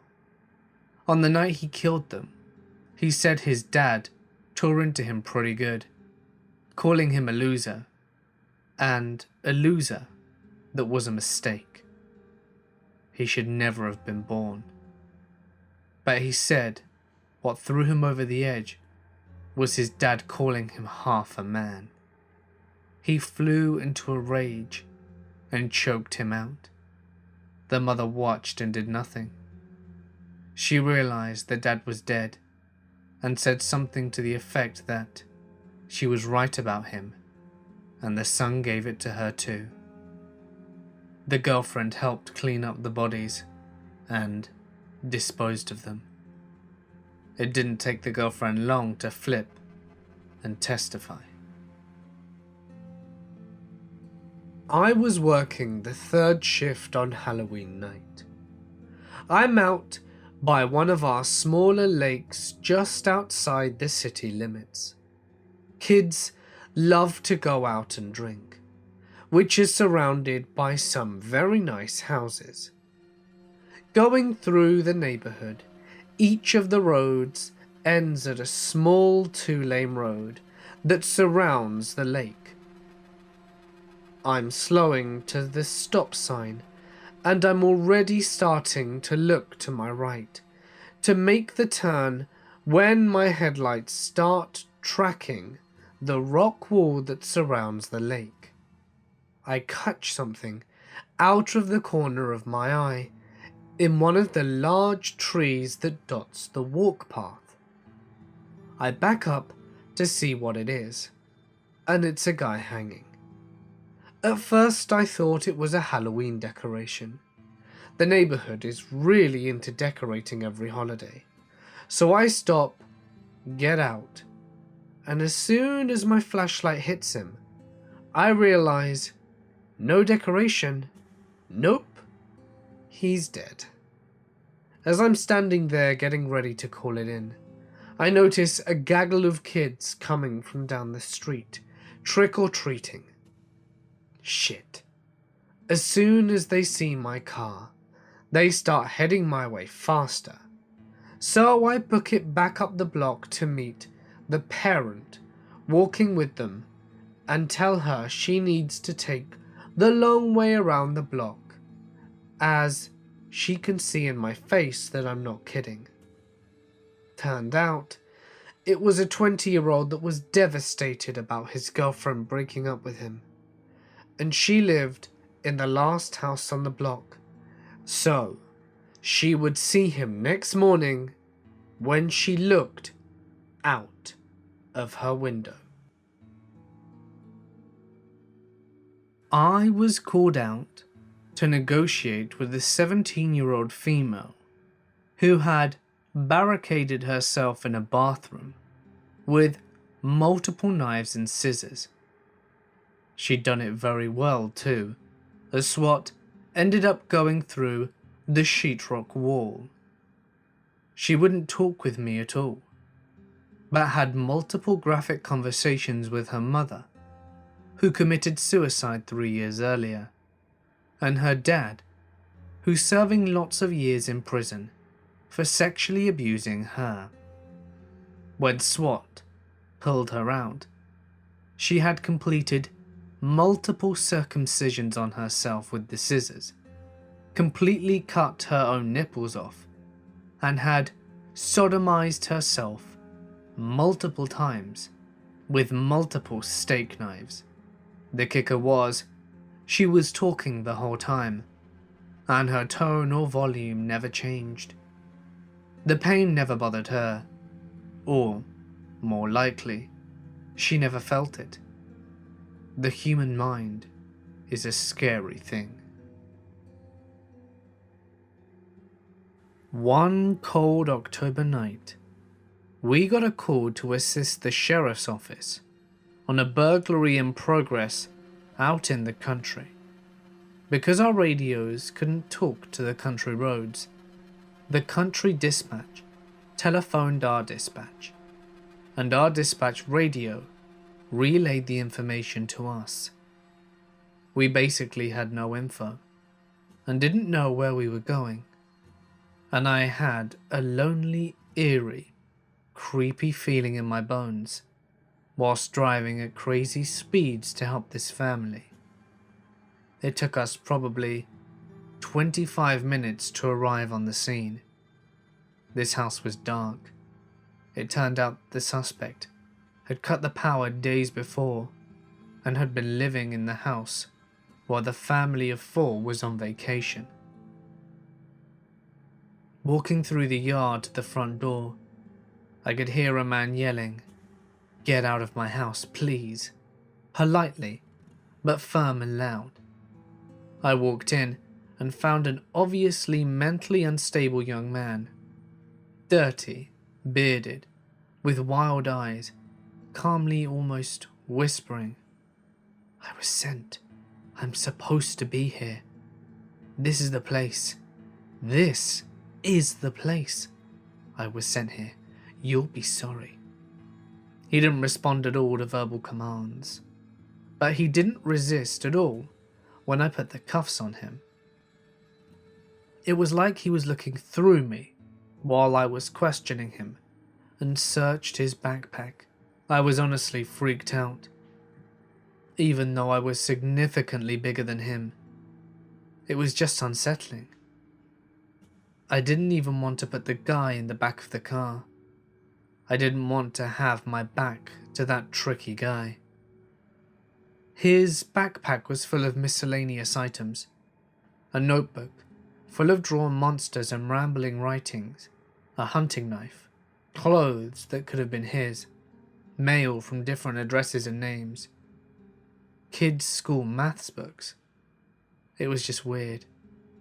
Eventually, a county deputy arrived and took him away. I never did hear anything else about it. This reminded me of another time. I was very new and ended up having to babysit a TDO whilst waiting for a mental health services to arrive. It was just he and I in a tiny interrogation room. He was bearded, dirty, erratic, eyes were creepy, and he gave me the creeps. Whenever I would ask him a question like, "Nice night, huh?" he would respond by stopping whatever fidgeting he was doing, look upon the upper corner of a room, and nodding and mumbling, before looking back at me and answering the question. It was like he was getting his orders from an invisible demon hovering in the corner. I was genuinely afraid this nutcase was going to overpower me, take my gun, and go on a killing spree.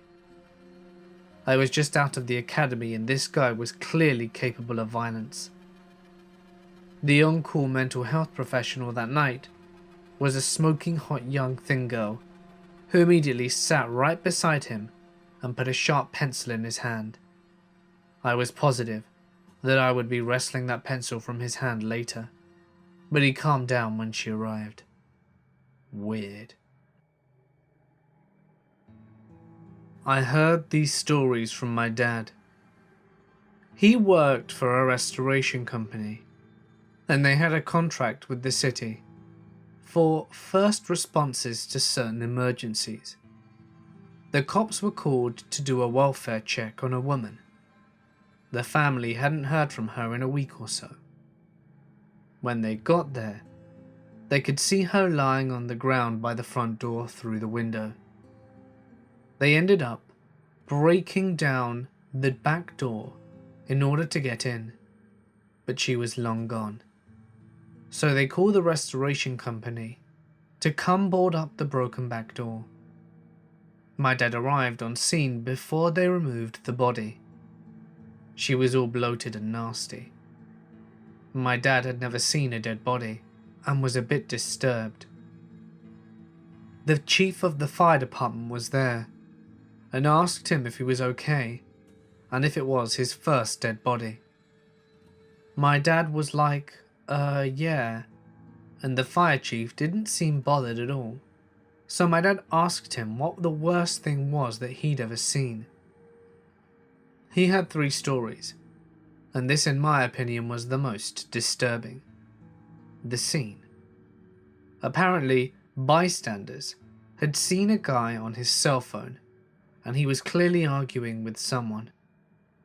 He hung up abruptly and threw his phone on the ground in anger, and then walked out to the highway. A 16-wheel semi was driving up, and he jumped out in front of it. The driver tried to stop, but every single wheel ran him over. When the fire chief got there, he said there were body parts and little pieces everywhere. The chief thought there was no way someone could survive that. He walked up to the majority of the body and heard noises. Apparently the guy was still breathing. Then after a moment he stopped. Immediately the chief goes in to start performing CPR. As soon as he touched the man's face, his whole head caved in like a rotting pumpkin.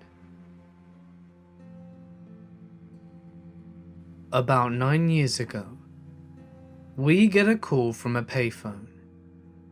There's a dead body in the abandoned building at corner 1st and Main. An officer responds to the area and can't find anything that would be considered an abandoned building. The caller hangs up without leaving any information, and the payphone that he called from was several miles from the area. So the officer clears out the call having no contact. The next day, we get another phone from another payphone. There's a dead body inside the abandoned building at the corner of 1st and Main. Again, they hung up without offering any other information. This time, I get dispatched the report. I head up to the area of the intersection and start looking around. Now, understand that I live and work in a fairly sizable metropolitan area, and this was when the economy was still good, booming even. Abandoned buildings were hard to come by at the time. I drive through all the shopping plaza in a little industrial complex within the vicinity of that intersection, and I can't come up with anything. So I start driving a little bit further in each direction. But I remember that there's some new construction that hasn't been finished yet, and I wonder if they think that those are considered abandoned. I get out of my car and walk through a bunch of businesses that are still in the framing stages, but I can't find anything. As I leave the area, I'm now more than a mile from the original call location. As I pull out onto the major roadway, I stop for traffic and look in front of me. There it is, a gigantic electrical component factory that has been vacant for probably the last 15 years. It has a 9-foot wall around the entire perimeter, and the landscaping is still maintained, so it doesn't stick out like a sore thumb right away. That, added to the fact that I'm pretty far away from where the caller said it should be. But then again, it's abandoned. It's definitely abandoned, and has been for a very long time. So I call for another unit to back me up, and we go check it out. We use a drainage pipe to climb in, and over the 9-foot wall to get inside the perimeter. We start walking the building, checking every single door. When I say this place is big, I mean it's absolutely huge. It's over 100,000 square foot. It's like an old abandoned Motorola or Freescale or Intel type building. It has gigantic coolers on the outside, pipes running all the way down, ductwork running down the sides of the building, loading docks, and a basement. Every door we come across is locked and secured. We continue walking around, looking for anything out of place. As I get about 3/4 of the way around the building, I pull on a door and it flings open. I call my backup, who comes over to me. We knock, announce, and enter the building. As we step into a hallway that leads about 100 yards down, the doors on either side. The door we just stepped into closes, and it's black. Pitch black. Like I can't see my nose on my face black. We start moving through the building, trying to clear each room, to the best that two of us can. But this place is absolutely enormous, and each room is connected to what seems to be 4 other rooms. We stepped into one room, and the door closes behind us. It must have been some old clean room or something. It was the weirdest thing, because there was no sound. Nothing. I couldn't even hear traffic outside, or the grumble of electricity, or air moving. All the sounds that we heard through the rest of the building were gone into this one room. When I spoke to my partner, our voices didn't even echo. It must have been some kind of sound cancelling insulation or something, but it freaked me the hell out. The floor had random 12-inch holes in it that led down to a basement that was flooded by over 6 feet of water.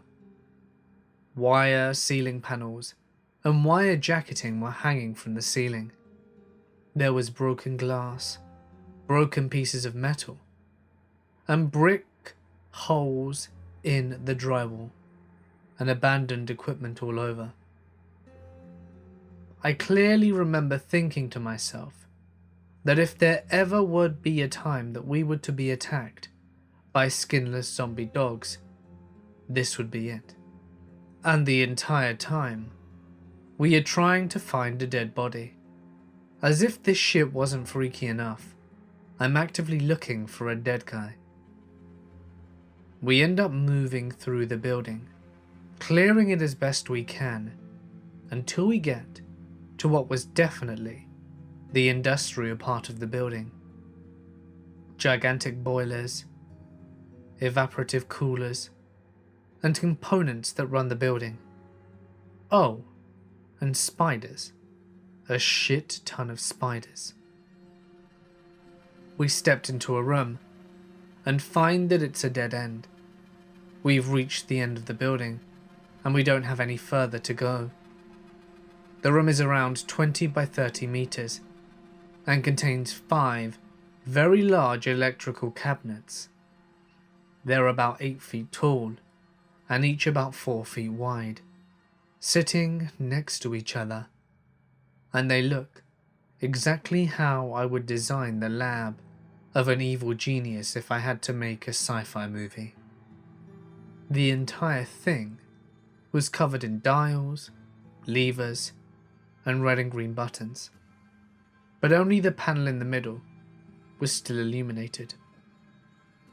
It had one glowing red light on it, the first and only light I saw in the entire building. My partner calls out to me. "You got anything?" I replied with no, nothing in here. Looks like this was a gigantic waste of our time. Just let me take a look behind these cabinets and we'll be good to head back to the cars. The panels have around 18 to 24 inches of room on each and between them and the walls behind them. I walk over to the left side and peek my head round, and bam, there he is, a dead guy on the ground, pinned between the wall and the cabinet. He's on his back, arms in front of his chest like a T-Rex, and he has some injuries, and I nearly shot him. I'm not gonna lie, he scared the living shit out of me. even though I spent the last hour actively looking for him. I still wasn't completely ready for it. So, skip ahead to calling detectives. At the time, stripping copper was fairly new. At least, to our area.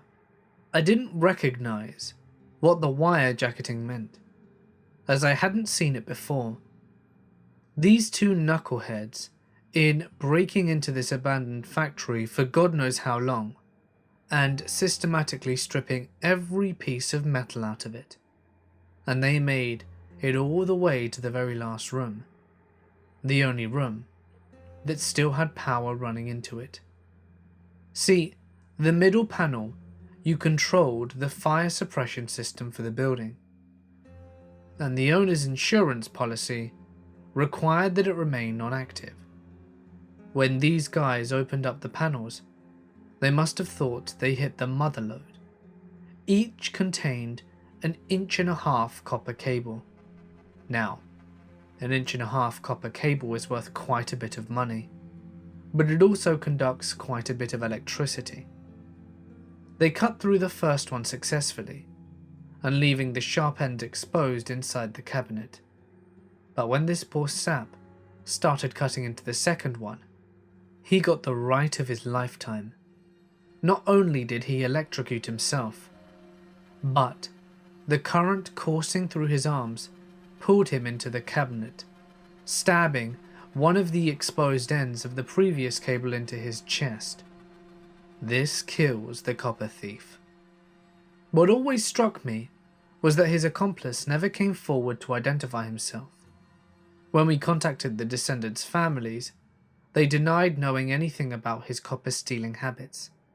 So these two probably stole around $150,000 worth of copper together over several months. And at the end of the day, his body left him dead to rot away in an abandoned warehouse. No honor amongst thieves. I answer 911 lines. I had an open line of a guy yelling, "Ow," in between thud noises.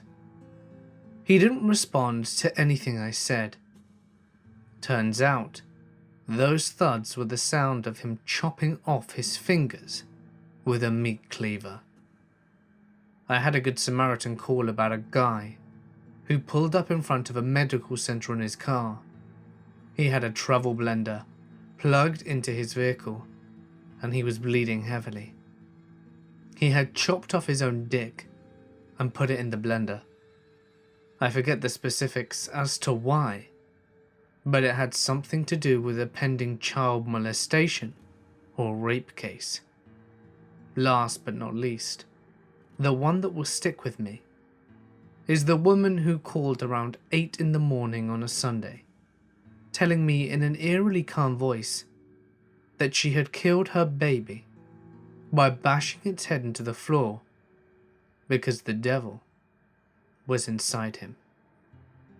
I didn't believe her, but it was true. My father has been an officer for over 20 years, and this story is probably the worst thing he ever had to do. My father and I were heading to the range one day to sight in our hunting rifles. We were in his police vehicle, since we were going to the shooting range for local law enforcement personnel. Dispatch came over the radio to get an officer out to a 911 call of a possible dead body. Many of the officers joked over the radio that it was probably a prank or someone overreacting, since it was around the time of Halloween. The responding officer arrives at the scene and calls in that he is going into the woods to investigate. A few minutes later, he sends out a call confirming that it is an actual dead body and to get the necessary resources sent out to assist. Then the responding officer personally calls my father because he recognized the body. It was my dad's brother. He had been having rough times and decided to end it all by hanging himself from a tree 50 yards into the wood next to the railroad tracks. The second worst part was that he had been reported missing for a few months. So by the time that they found his body, he was severely rotted. The worst part was that my father had to go to assist in the removal and scene investigation. That was the first day I ever saw my father cry, and I was in my mid-teens. This is a story told to me by a guy I apprenticed for. He was a New Jersey cop in the 80s and went to a 90-year-old woman's house with his partner on a welfare check. No response to knocking on the door, so they circle the property. My apprentice master looks through a back window and saw the little old lady. The glass was rippled and not very clear, but it looked like she was floating. He knocks on that window and the lady doesn't move. He thinks he may have hung herself. They try the nearest door and it opens. They hit the room's lights and see the little old lady in the kitchen, dead. Her lower jaw impaled beneath the chin on a very sharp iron, Spanish-style cabinet handle. She must have been standing on the counter reaching for something, and then slipped. Because the handle was pointed like an arrowhead, they couldn't lift her off the spike. It was the 80s and in Jersey, so they didn't have time to wait for someone to bring cutters for the iron, and they had tough stomachs and no consciences. And after a few minutes of trying to jiggle her jaw off, my apprentice master says screw it and pulls out a combat knife and saws the old lady's jaw off from her face at the hinges, then splits the remaining jaw in half and took it off that way. He laughed telling me that story. No laughs were had from my end. I am a paramedic, and I responded to a call for a cardiac arrest. Turns out the guy hadn't paid rent in 3 months. The landlord got pissed and sent a locksmith round to change the locks. We walked up the stairs to the apartment to be greeted by a locksmith vomiting on the stairs and flies. They were big, dumb death flies bouncing off our faces. It was like a low-budget scene from The Mummy. We enter the apartment and it's really gloomy. The curtains closed, dimly lit, TV on cycling through all the settings by itself. Color contrast, brightness, repeat. I hate this part. Where is he then? I wonder. So we scanned the room. Dried old blood on the carpet amongst the beer cans and trash. Chair, sofa, lamp, TV. Where the hell is he? Chair, sofa, lamp. Oh wait. The lamp was the dude. No head. Sitting in the corner of the room. He was naked. Had his back turned. Almost skeletal. His neck muscles had rotted, and his head had fallen down his back. His pelvis had 2 large holes either side, and they were crawling with maggots and the source of our welcoming party of death flies. We then had to wait 20 minutes before the police showed up, and had fun playing spot the dead guy with the rookie cop. I am a 911 dispatcher. I received a call from an elderly lady who had trouble breathing. I had taken several calls from her and her husband in the past, so I recognized her voice. I dispatched an ambulance to her residence and held her on the line, trying to keep her calm while the ambulance was responding. The ambulance advised me that they would be roughly 15 minutes. She lived in a very rural part of West Virginia. I'm talking to her about her husband and how he was doing and just making small talk with her. The ambulance calls in and advises that they are on the scene, and I let them know that she is in severe respiratory distress and I still had her on the line.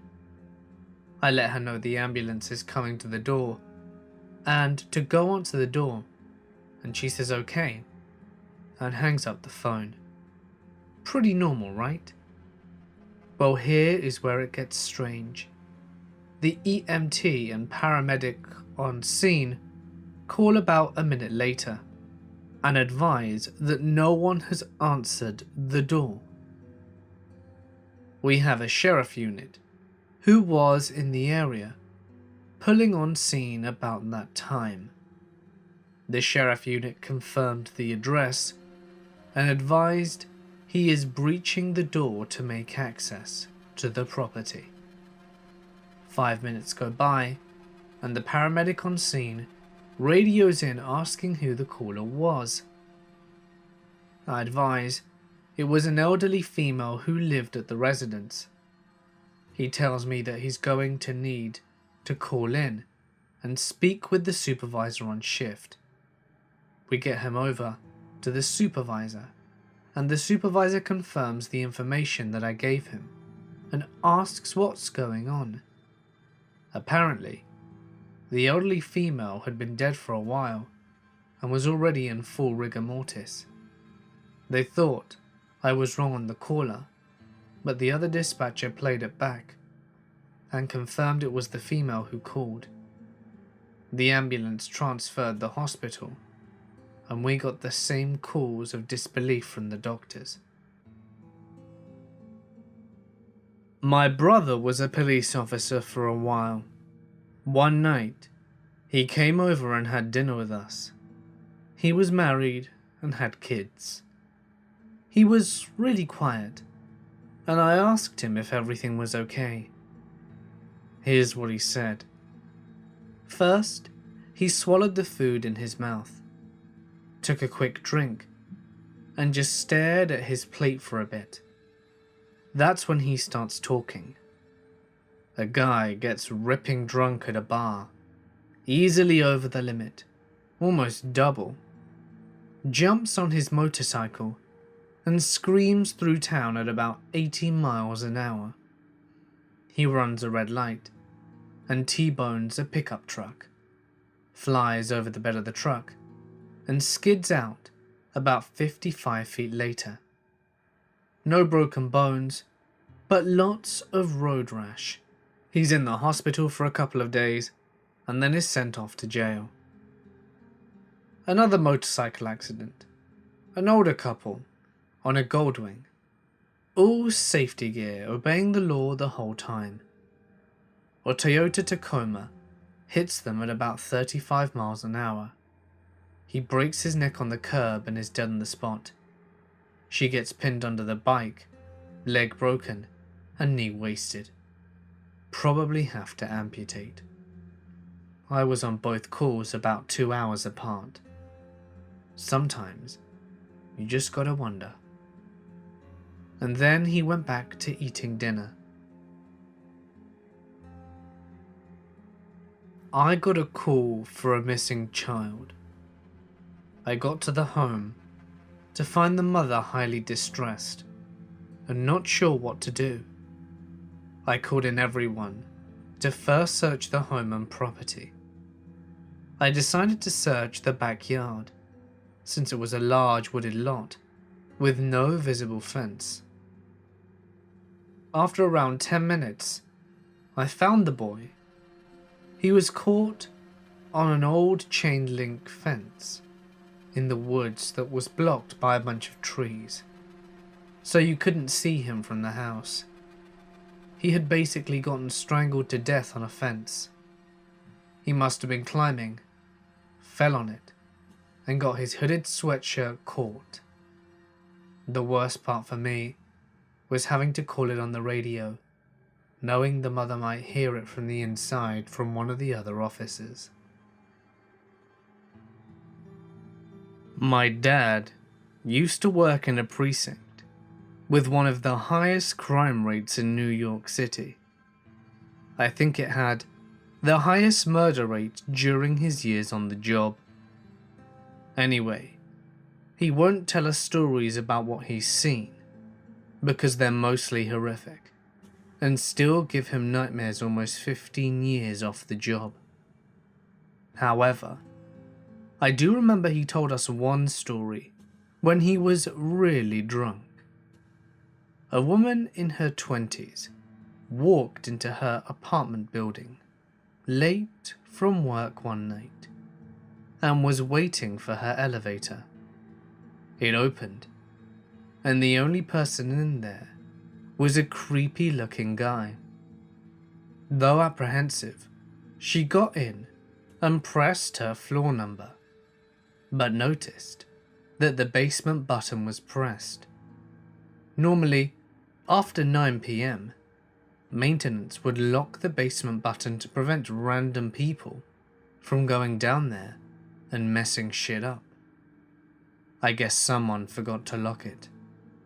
The creepy guy ended up taking her down there, tying her up, raping and torturing her for hours.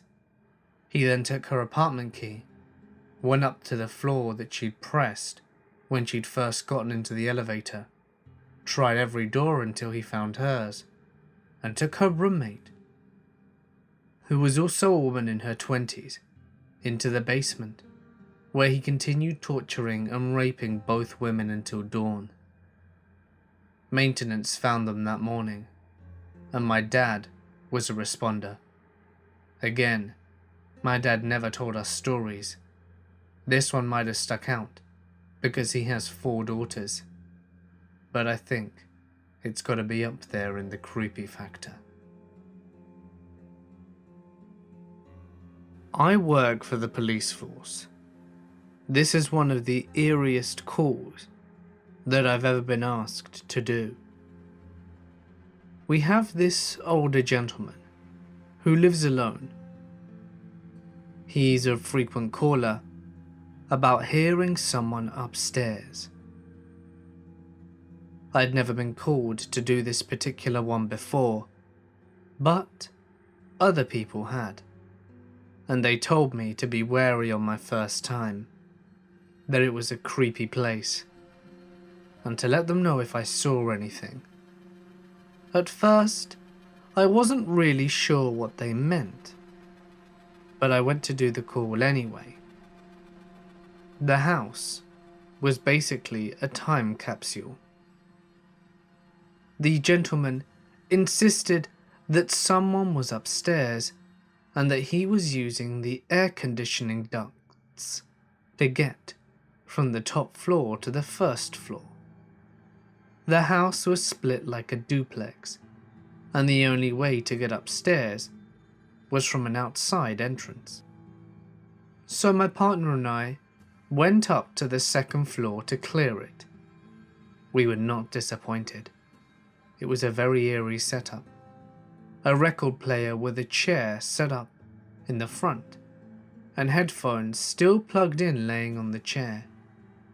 Very old appliances in the kitchen, as well as old electronics, all in great condition, as well as a stack of adult magazines, all from way back in the day, spread out in the living room area.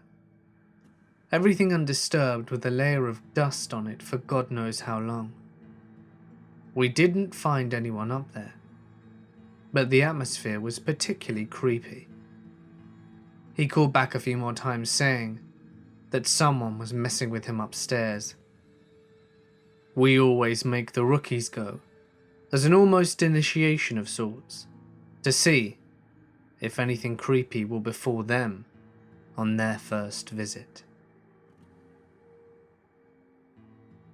We had a call of a suspicious vehicle sitting in front of a drug house, where we had a quadruple homicide the year before.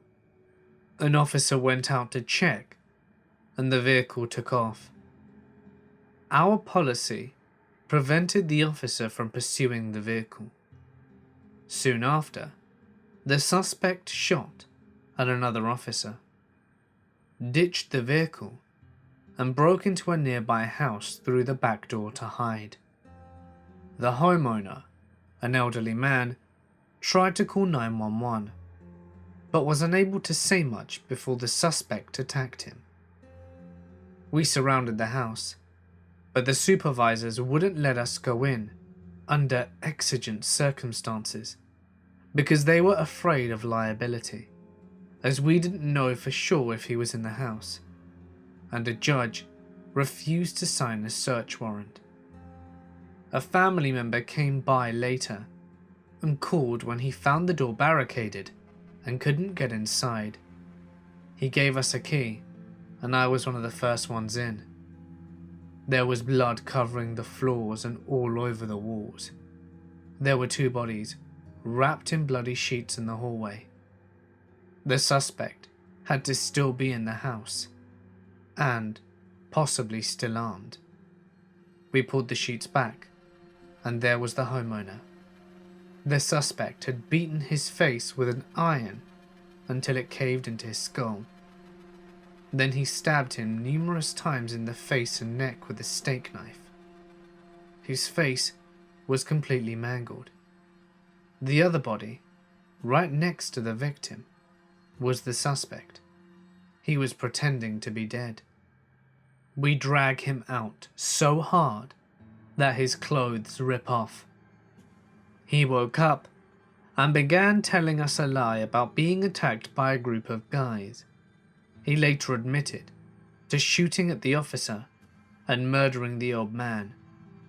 The worst part was when he said that the old man took a while to die. He was still breathing when we had the house surrounded, and the supervisors and judges wouldn't let us go in the house. I am a small town cop. One time, we had an elderly woman with dementia call at about 3 a.m. and say that there was a baby hanging in her grandfather clock. I got there, and it was a pretty big house, and she had a single light on in the living room, making it all the more creepy.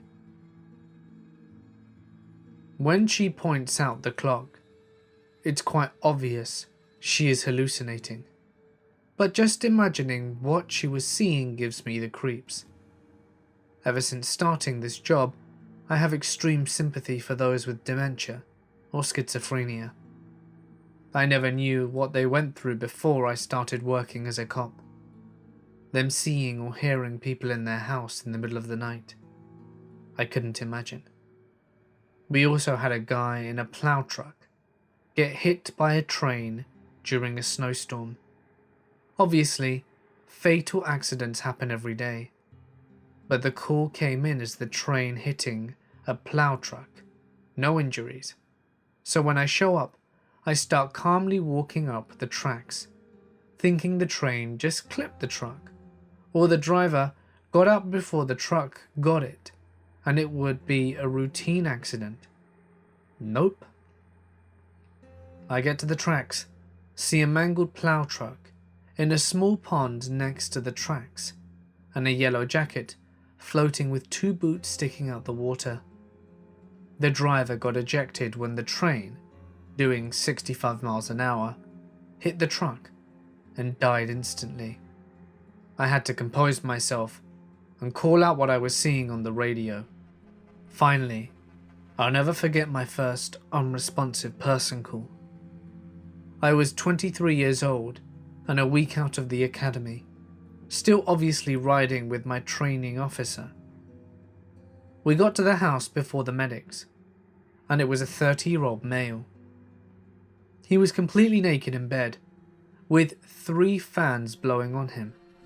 My training officer gave him a little sternum rub, and he opened his eyes and started moaning. Being the new guy, I get sent downstairs to talk to his mum about any medical conditions he has or had, and medications he was taking. The medics get there, and I start bringing him down the stairs. He's white as a ghost. His eyes are wide open, and his mouth is hanging open. I hear my training officer say that he doesn't look good, and one of the medics answers, "He's not. He just coded. Not breathing, no pulse." Creepy thing is, as they were bringing him down the stairs, he was looking right at me. First time I've ever seen the emptiness that comes with someone who is technically dead. Happy ending though. Medics brought him back whilst en route to the hospital. I am an ex-cop. We got a frantic call from a guy that said his girlfriend wasn't breathing, and he didn't know how long she'd been down. We got there, and it was pretty obvious to us that there wasn't anything we could do for her. She was cold and had some major rigor mortis setting in. We spoke to the guy, and he said that she didn't live with him, but she had stayed there that night. He said they had been having a few drinks, and they had an argument. After a while, they decided to end things. She didn't want to go home, since she'd been drinking, so they agreed that she could sleep on the couch. Apparently, after she went to bed, she got up and went and got a bunch of sleeping pills and some other meds out of her bag. She took a whole bunch of them, sat down at his computer to write her suicide note, and that was it. We were reading the note, and in it, she described all of the things she was feeling, happening as the pills were going through her system. She described all of the different things she felt, until the typing just slowly trailed off to random keys, and then just stopped completely. It was both very weird and really cool at the same time. I felt awful for her boyfriend. He probably still carries that guilt with him to this day. The letter basically said that their relationship was great and how she loved him, but she was so angry with him too. Then she would talk about how the pills were making her feel. She said stuff about being lightheaded and then having vision problems. Then she started talking about her relationship again, and it went back and forth like that for 3 or 4 pages. This was over a decade ago, and remains one of the saddest and creepiest cases I've ever had to work on. For some reason, the suicides always hit me the hardest. I had a good friend that killed himself in high school. So suicide is a touchy thing, not just for everyone, but especially for those who have experienced it and had to deal with it on a much more personal level. I've seen 3 suicides by gun, 2 hanging, and a handful that did it intentionally, by using drugs of some sort, or other, more creative methods. Long story short, we were called, and a guy shot himself in his garage with a .357 Magnum. I have a pretty strong stomach, thankfully, because of experience. But I believe I accidentally stepped on a piece of his eye. When I cleared the call, I went straight to the locker room and cleaned the bottom of my boots for a good 40 minutes. And then I repeated the same cleaning process at home. Now that experience was disturbing for sure, but this one was creepy. We get a call from the hotel that's off the interstate. The employees went to clean a room and found a note on the bathroom door, which was closed and locked. It read as follows: "Don't come in, call 911. So the front desk did just that. We get there, and she shows us the room. We were knocking on the bathroom door, to no answer. We weren't even sure if there was someone in there or not. The on-site manager told us that we were allowed to force entry into the bathroom. She was concerned because none of the employees ever remember the guest checking out. My partner gets the door open, and it was like something out of a horror movie. The guy was in the tub, completely naked, with a knife on the floor just next to the tub. Cuts on his wrists, and the absolute worst thing was the blood inside the tub. I have never seen so much blood in my 10+ year career. His face was pale white, and it appeared as he was frowning. He didn't appear to be breathing. My partner shouts to call a medic, and I just look at him and say, no. Dude's dead. I'm not touching him. You can check if you want, but we need to get our supervisor, an EVT, and a detective here. I could recognize a dead guy when I saw one. I get the manager, who is legitimately having a panic attack. I tell them to calm down and head back down to the desk while we deal with this. We called for another car and told dispatch to contract our evidence technicians and a detective. When I hear my partner scream and exclaim, "Oh shit!" I run back over there, and he's wide-eyed staring at the body. "He just moved! The man's alive!" "What are you talking about?" "He has a pulse. It's faint as hell, but he has it."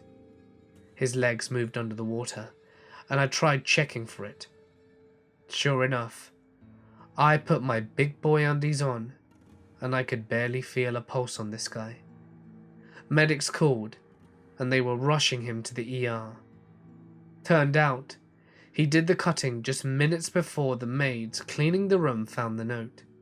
So, fortunately, he barely lived.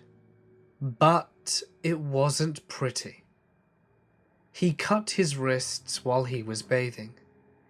A majority of what looked like blood was indeed blood, but it was mixed with water, which made it look like there was a lot more blood than what he actually spilled.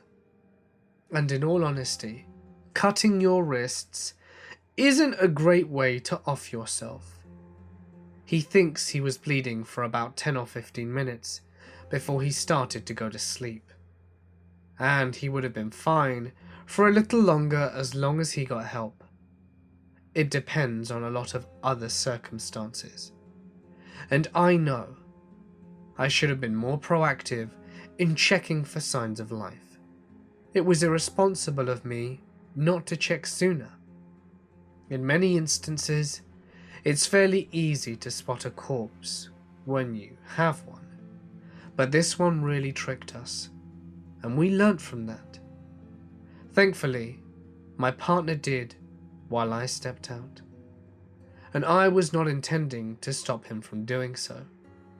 My tone was more cynical. Dude, he looks dead. I really don't think we need a medic. You can check on him, but I don't want to." And in our defense, he really did appear to be 100% dead. No chest movement, pale skin. It looked like he could have been there for hours. But like I said, I was wrong, and I acknowledge that. Sometimes you forget that your experience and training isn't objective. And still, being relatively new then, it was a learning experience for me. You can bet from then on, we, and the whole department, were a hell of a lot more cautious. I was in the academy and doing a ride-along with my sheriff's officer for experience. We were just finishing up dinner when a call went out for a Signal 7, death, on the local interstate. Scene was less than 2 miles away from where we were. Roll over to the scene, and the local police department is there, looking at the gigantic light pole that had brain matter on it from the impact of the car, which had split in half. I walk up beside the PD and ask where Signal 7 is. Look down, they say. Less than 6 inches from my feet is the driver of the vehicle, laying in 6 inches of weeds with his head split open like a ripe tomato. Death reconstruction and eyewitness accounts indicate that the young man was driving at a high rate of 80 miles an hour in the right lane of a 3-lane northbound interstate. He got distracted by talking on the phone and overcorrected when he drifted into the middle lane. Overcorrection resulted in his vehicle losing trajectory, striking a light pole with an 8-foot diameter, as lights are mounted about 150 feet up, around the driver's side B pillar between front and rear door, and the car was split in half, with the driver's head being wedged between the kinetic energy of the still moving vehicle and the stationary resistance of the light pole as the car split. His head looked like a tomato in a vice. 2 halves of the car were approximately 50 feet apart down the road in 45-degree opposite directions, and his flip cell phone was found about 200 feet from his body, still opened and working. The caller had hung up. I guess that's one way to end a call, but on a serious note, it was an extremely stupid way to go. Never drive and talk on your phone. People always think they're oblivious. It will never happen to them. They're far more sophisticated and more prepared and more everything than everyone else. And of course, it's never going to happen to you, is it? But it does. It happened to that guy. And thousands of other people. Please, be better. This was in about 2010. I was really new. A call came in as an unknown problem. Basically, the 911 was so messed up, even dispatch didn't know what to call it. Turned out, this guy had just murdered his stepfather and then walked to his grandparents' house to kill them as well. He stabbed his grandmother through the eye with a Rambo-style Bowie knife, the one that had the compass in the pommel of the handle. He missed her brain by about 1/8 of an inch, so she did not die. Instead, she came running out of the house when we got there, knife sticking out of her eye, and the compass was spinning around because she was moving. My brain literally went, "That's not real," and I went past her along with several other cops before the sergeant was like, "What the actual hell are you guys doing?" She survived. We caught the guy on a stroke of pure luck. The elderly woman with a massive hunting knife for an eye was definitely the creepiest thing I can remember. My wife and I were on vacation in Florida when we got a call from my uncle, who is a police officer. They had found my wife's grandfather dead in his home. Her grandmother had passed away 6 months earlier, and he just lost himself in whiskey. He still worked, but wouldn't talk to anyone. So for us, it was not unusual not to hear from him. Here is my uncle's part of the story. He was the first responder when Frank's, my wife's grandfather, work called the police. He hadn't been to work in 3 weeks. This was odd for someone who never took a sick day or missed a day of work. Anywho, my uncle got to his house and walked around the property, knocking on windows and doors, trying to get somebody to answer. Finally, more units arrived and they got the permission necessary to break in. They pushed a window AC unit in and crawled through the window to open the door. My uncle said they already knew he was dead from the smell around the house. They came in through the back door and searched the back half of the house and didn't find anything. They worked their way to the bedroom, and when they got to the hallway leading to the master bedroom, he said it was like something out of The Exorcist. Every inch of the hallway was covered in flies. I mean, caked. The bathroom outside the bedroom was covered. They opened the bedroom door and found Frank laying on his back on top of the blankets. His head had exploded all over the headboard, and his stomach had exploded all over the ceiling. He had died 3 weeks earlier, and a week after he died, the electricity company had switched off his electric for not paying the bill. This was the middle of summer, and he had decomposed in a room that was over 100 degrees Fahrenheit. They first thought it was homicide from the way his head exploded, but they found out it was from the decomposing. He died from alcohol poisoning. They found a receipt for 2 gallons of vodka from the last day he worked, and all of it was gone. My uncle didn't realize it was my wife's grandfather until he went to call the next of kin. He said when he dialed the number and my name came up from his saved contacts, he started freaking out. Bonus story. My roommate at the time was a volunteer EMT.